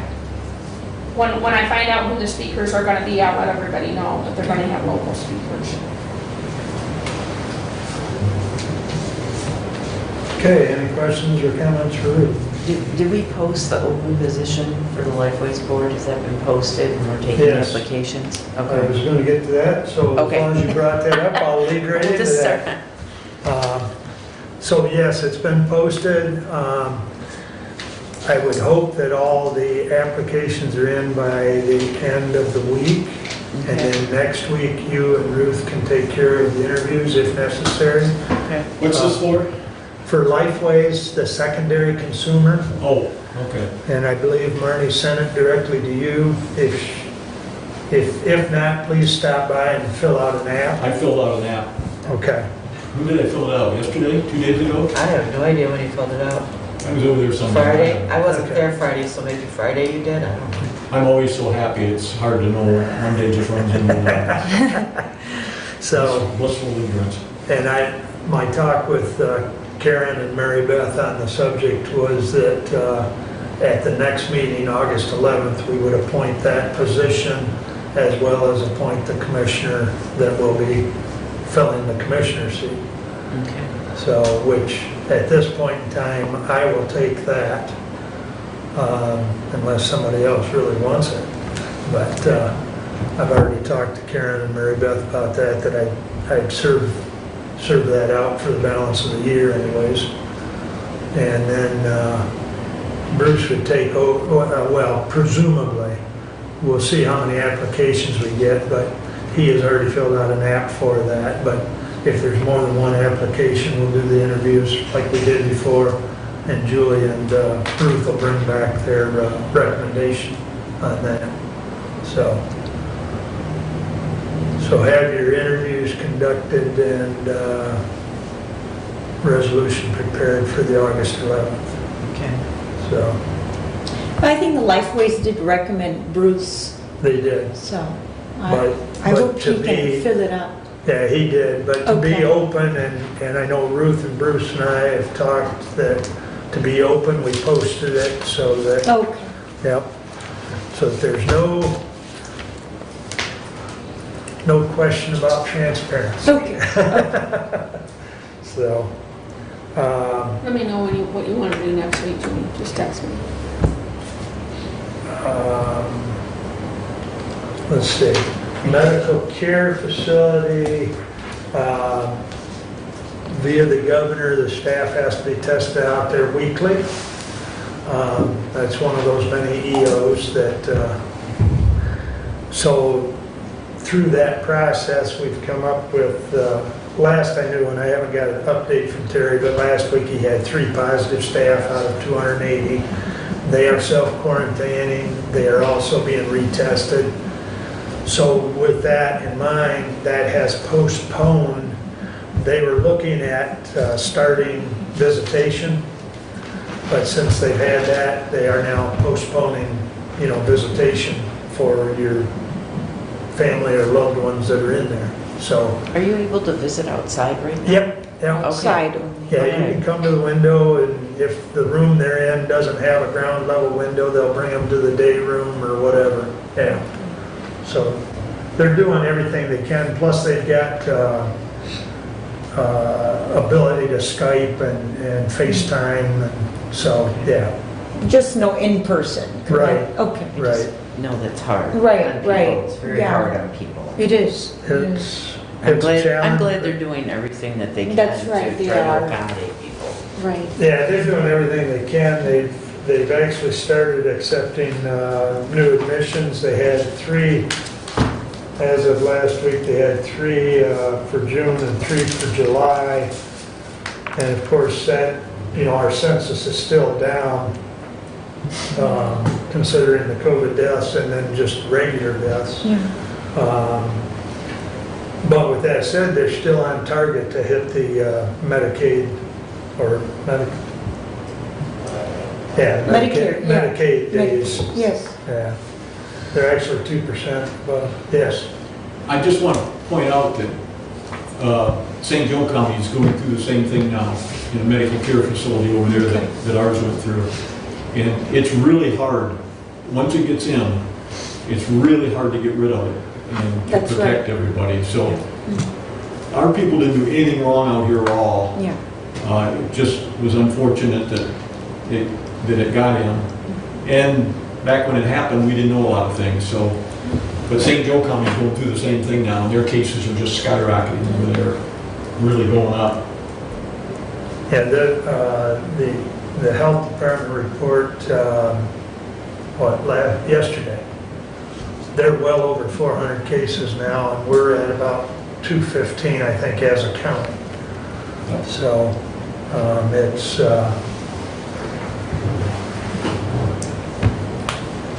St. Joe County is kind of the hot spot as far as the health department, 3 counties.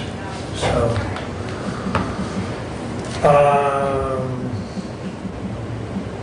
DHHS, of course, is still operating with 1 furlough day per week, and they're kind of rotating staff on that. That's state mandated in an effort to save some money, is the way Laura's put it. She's not sure the state realizes that just increases the workload because they're, basically having everybody work 4 days a week. And she spoke Earl's been out there working on the AC and some other things, and I've conveyed to Earl that they were really happy with his response time and his getting them cooled down again. So she spoke well of him taking care of that. I think I've mentioned to you before that between Marnie and Bambi and myself, we've been trying to go back through and find some of these CDBG monies that were loaned out for, home repairs and other things, and trying to get some sense of order. That's still an ongoing process. Unfortunately, here recently, we took in too much money, so now we've got to send it to the state. There's a threshold that if you go past it, and I think that threshold, if I remember right, is 35,000, and we took in more than that, so we've got to send back pretty much all of it, because we took in excess. So, in an effort to better control those payments coming back from people, we've had Mr. Thompson write up some agreements between the county and the person that owes the money, and so it'll be made on a scheduled payment, and hopefully in that effect, we'll have better control of the incoming money. And so with that said, there's a couple of those just simple agreements that I'll be signing on behalf of the county. And I guess I'm just looking for consensus that, it's just more or less to help control that flow. And once we get those, I'm not even sure we've got those documents yet, but once we get those, I'll make sure everybody gets a copy. But that way, God willing, we don't pass our threshold of dollars that we're able to take in, because having to send the excess into the state isn't beneficial. That's right. So,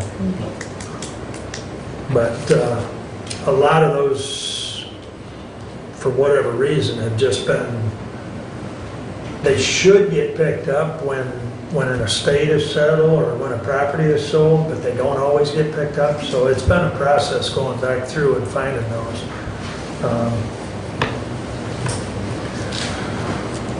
Let's see. I think that's all I have unless anyone has a question at this time. I don't have a question of you, but I've got a question in general. Yes.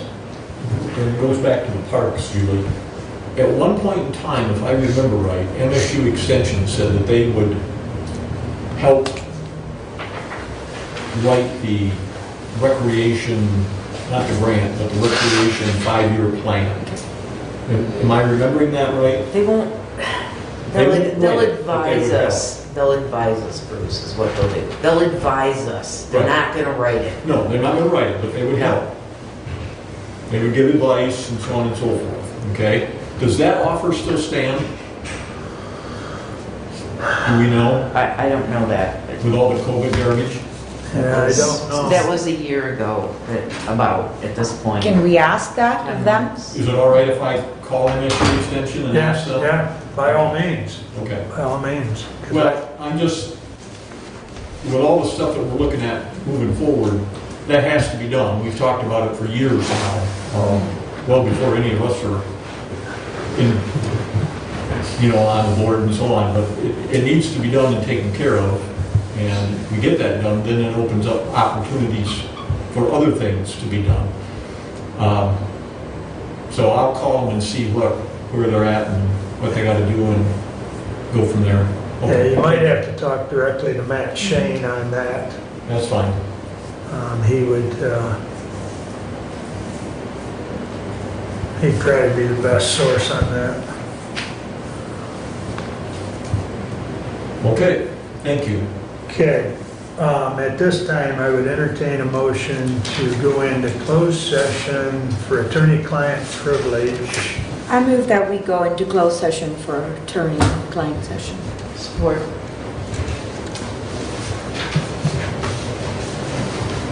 All those in favor? No. Roll call. I thought so. I'm just trying to speed along. Commissioner Carolyn, Yes. Commissioner Brown, Yes. Commissioner Gaines, Yes. Commissioner Wiley, Yes, Commissioner Caswell. Yes? okay. Yes, Brad, Bill, and Donna. Don? Don. My only question is, Yes. will you still be taking public comment? Yes, we will. And I won't be long. Stephanie won't be too long, but if you want to wait in the hallway, we'll notify you as soon as we're done with closed session. Okay, thank you. So, and we'll let you come back in. Okay, great. So appreciate it. Thank you. Make sure we're offline, please. Yeah. I have no idea. Yeah, I talked to David earlier.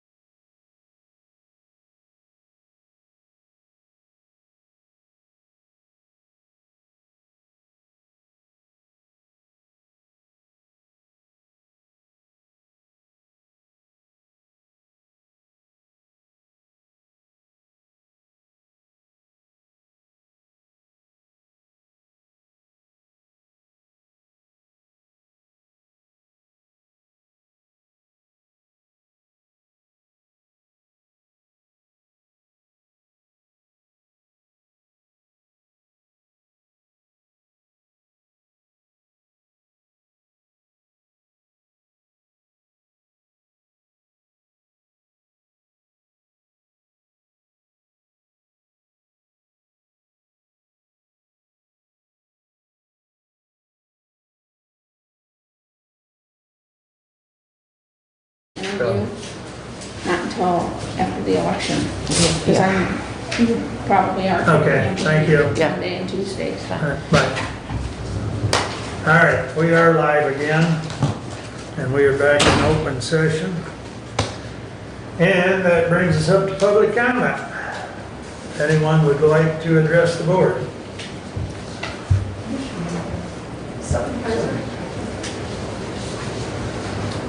First off, I'd like to thank you for listening to me. Tell your name. My name's Donald Hernandez. I live in Hillsdale, Michigan. I'm a proud owner of a business in here. We've been very, very successful in the 13 years we've done, and it's simply because of the way of life we have in Hillsdale.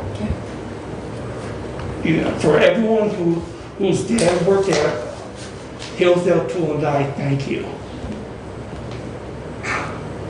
We can sit here and talk about a million things of what we don't have. But what we need to do is understand where our roots, or where your roots have brought you here in order to bring me here. Again, thank you. Hillsdale Tool and Die, they have a t-shirt now.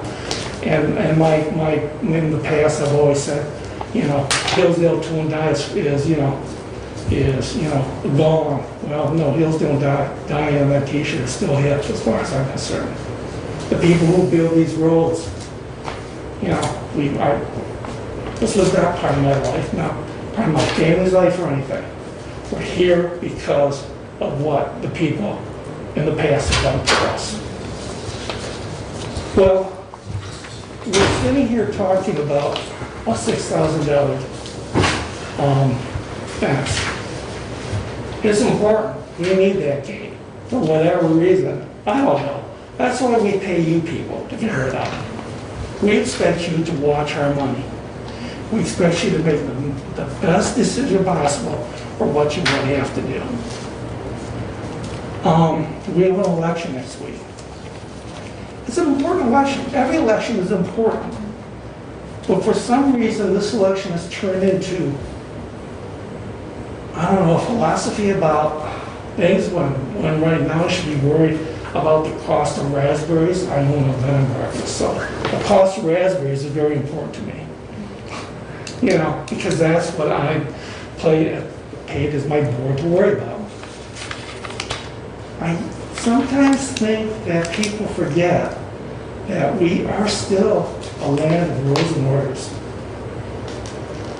We vote for people who we feel that best represents us.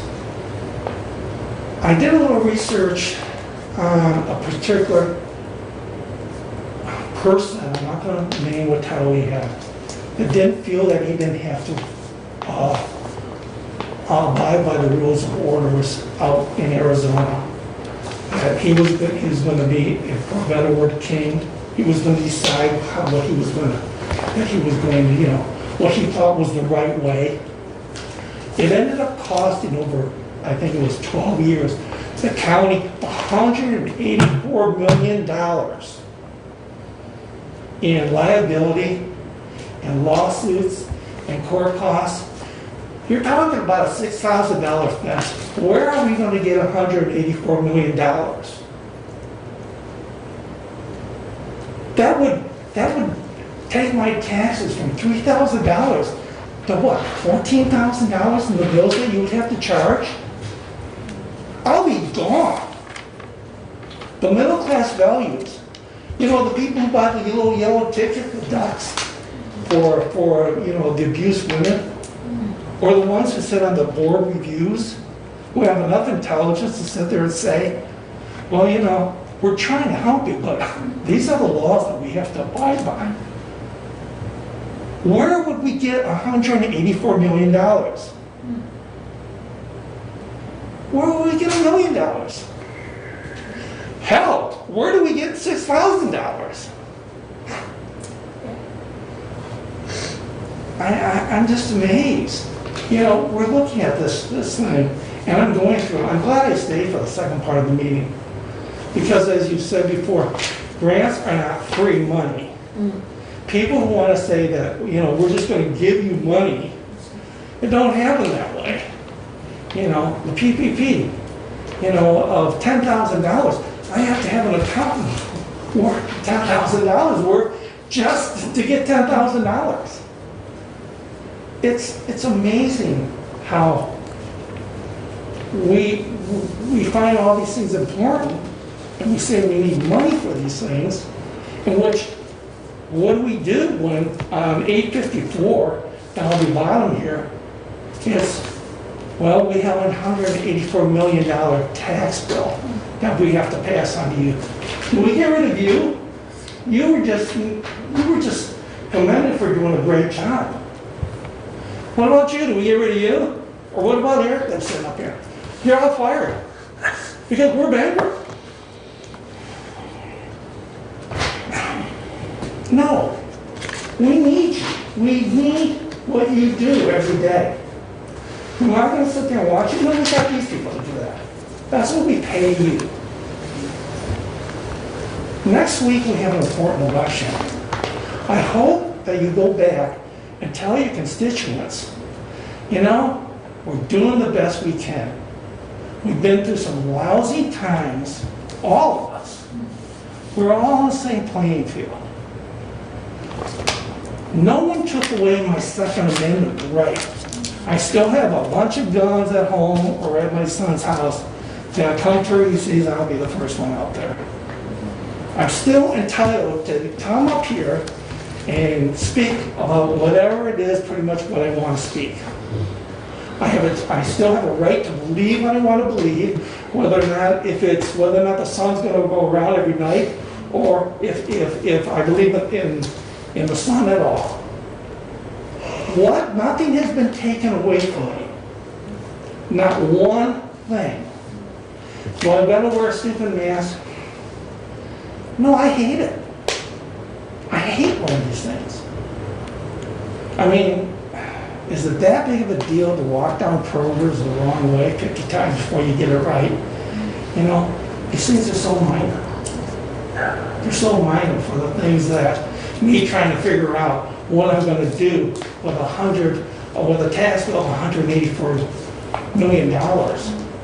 If we have an employee who feels that he should be able to make the rules that he thinks that are important to him. I hate rules. I hate telling, there's a lot of rules that I hate. I mean, we're all going like this by now because it's not human. But most of all, what I hate is not to be able to shake your hand or your hand or your hand. It is not who we are. We're all in this together. We'll all get through this.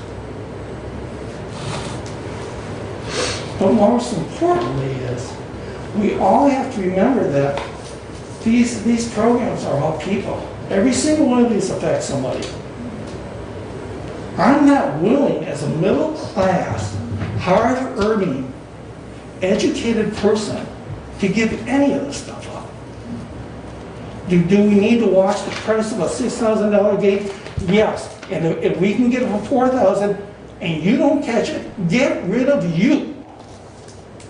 I would be the first one to get rid of you. If we worry about things such as 7 minutes, right? public safety, well, then get rid of our human services, then get rid of her. This is what we have to remember. People want to say, well, this is not the basis of what our Constitution stands for. We make the rules of the law. As middle-class citizens, we make those laws. This is what we want. Thank you. Thanks. Thank you for your time. Anyone else wish to address the board? Brad? Mr. Chair, Commissioners, thank you very much. I know you all want to go home. Just a quick thanks, Commissioner Caswell, about the 5-year plan on the parks, and I had spoken with Commissioner Gaines earlier about that. As planning chairman and commission, we need that for completion of our new master plan, so I appreciate that subject is being talked about. I have talked with parks commissioners as well, and hopefully we can move forward on that. But I just want to take 1 minute and tell you, I'm licensed in the state of Michigan as an advanced EMT or AEMT. Commissioner Haswell, I know at our township meeting you told us about the turnover rate that REU has had. We also have another agency here in the county, a transporting agency. They are at a critical level to maintain services right now because of lack of personnel. So just whatever you can do, we take a lot of money from the taxpayers every year to provide those services. But if we don't have licensed personnel, basic EMTs, advanced EMTs, paramedics, we can't run the calls. So I would just encourage you, as you talk to your constituents, your family members, we really, really need those people. So anything that you can do to encourage that would be greatly appreciated. Thank you. Thank you. Thanks. Bob? Sir. Yeah, to kind of maybe go where Brad's at there, I've heard quite a bit from REU's position, simply to take money and not do anything. Yeah, maybe we ought to be very concerned about losing these people. There's something else that's been going on, I don't know. And then we got Doug Sanford over there at 911. He pushed along and said the only people that should be coming out to a scene will be the police agency, and then they're going to call who they want out there. When in fact a life is in need to be saved, you can't call on it. And then of course I got rejected up in Lansing, and they said, no, you can't be doing this, Doug. So that was a big help. But then here we are again though, in this little issue and of making sure, like the budget is, you're going to be balancing it, and I'm very concerned about it. So I failed to be here for it. I hope I get a copy of what was discussed before I leave. And other than that, I want to wish all of you the very best, in this predicament of COVID, whatever it is that we've supposedly got. And I hope that all of us will, make out good. Other than that, can I get a copy? Or a chance to get it? What was just given to them? Didn't Hernandez have that on that budget? He wants a copy of the financial report. Oh, that's what, okay, yeah. This is the only one that I have. Bob, if you come by the office, I'll be more than happy to give you a copy. Thank you. Here, you can have mine, because I can get another one. Here, give that to me.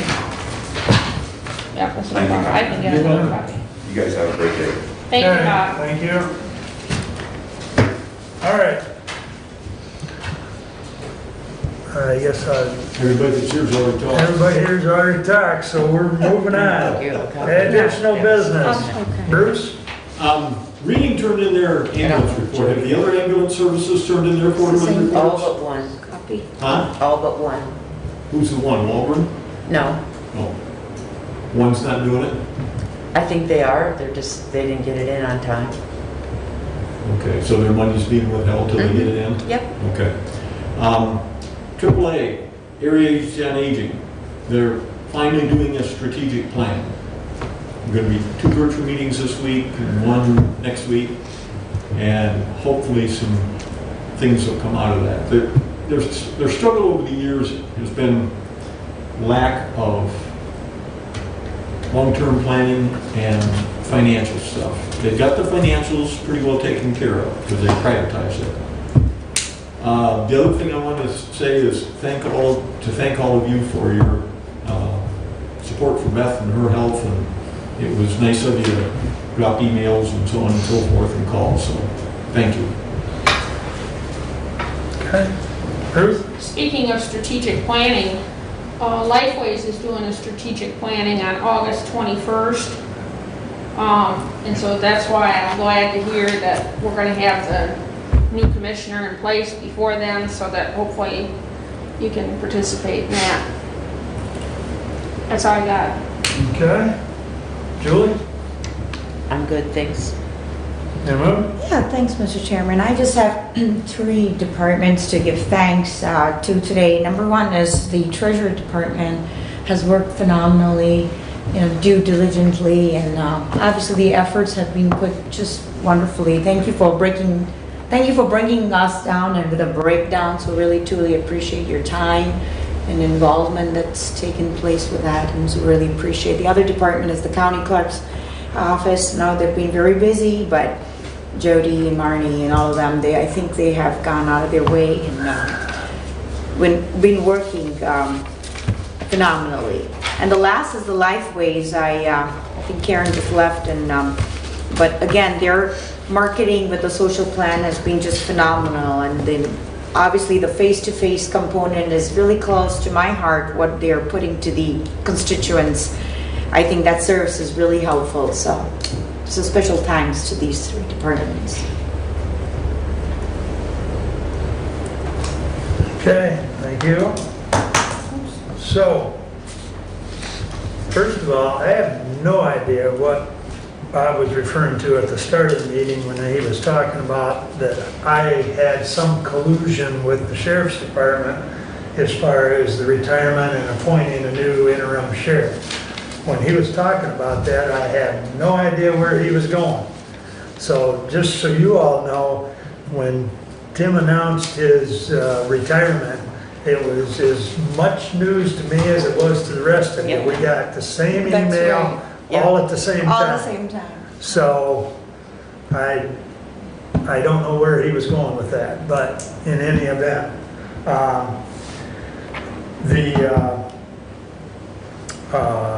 elected and department head calls that we've been doing, we're going to continue doing once a month. I've continued to stress a team effort. I've had response from several that as we continue to do this, people will open up more because it'll become more of a free flow of conversation. So we're going to continue to do it. We may have to change the morning because we've been doing it the same morning as the health department meeting. And it's easy because both are being done virtually. But when we go back to in-person meetings with the health department, I may have to change the morning on that. Thursday, the fourth Thursday has worked well. With that also said, Doug and I are going to continue the emergency management meetings, which are with the fire chief, police chief, as far as the city of Hillsdale, Jonesville, the village managers or city managers, and the hospital's been on that, the health department. There's usually about 25 people if everybody's on. But we're going to continue with those once a month. That will be tomorrow morning at 10 a.m. And a lot of it's just sharing ideas. Early on, one of the things that was shared was about the city parks or recreational areas. Jonesville and Hillsdale, via this conference call, was sharing information of what they were doing. Oddly enough, one of the things that one of them hadn't thought about was taking the backboards off the basketball hoops so that the kids just couldn't play basketball. I mean, you can tape it off all day long, but if the basket's still there, they're going to go play hoops. So one of them, I don't remember which one, but they took the hoops down. So, but there's other things that are more important, I mean, as far as sharing information, but until we're past this crisis, Doug and I are going to continue to do those once a month. So we were actually doing them once a week at the height of this pandemic. So, but that's all I have, unless there's any questions or comments. What this fella, what was his point? 10 words or less. What was he? I stepped out, go to the bathroom, I come back, I come back in the middle of it. Feel free, anybody, to comment, because I was a little lost on his. We all were, I think. Okay. Couldn't get a gist of what it was. That's 10 words or less, that's all I need. Thank you. Yeah. Has anything happened on the aquifer this year, or has that been totally put on the back burner because of COVID? The number one, COVID has stopped us from meeting. We have not had a meeting this year. Okay. That's what I figured. it has also slowed down the process of the geological survey. It is started, the survey part is started, but yeah, COVID's, Okay. but hopefully we'll have, I'll get a hold of Brian and see if he's got any new information, I'll send it out to all of you. Yes, they gave me a So- copy. Okay. Is there anything else? If not, we stand adjourned. Thank you one and all. Thank you. Thank Now you. that we're adjourned, are we off? No. I have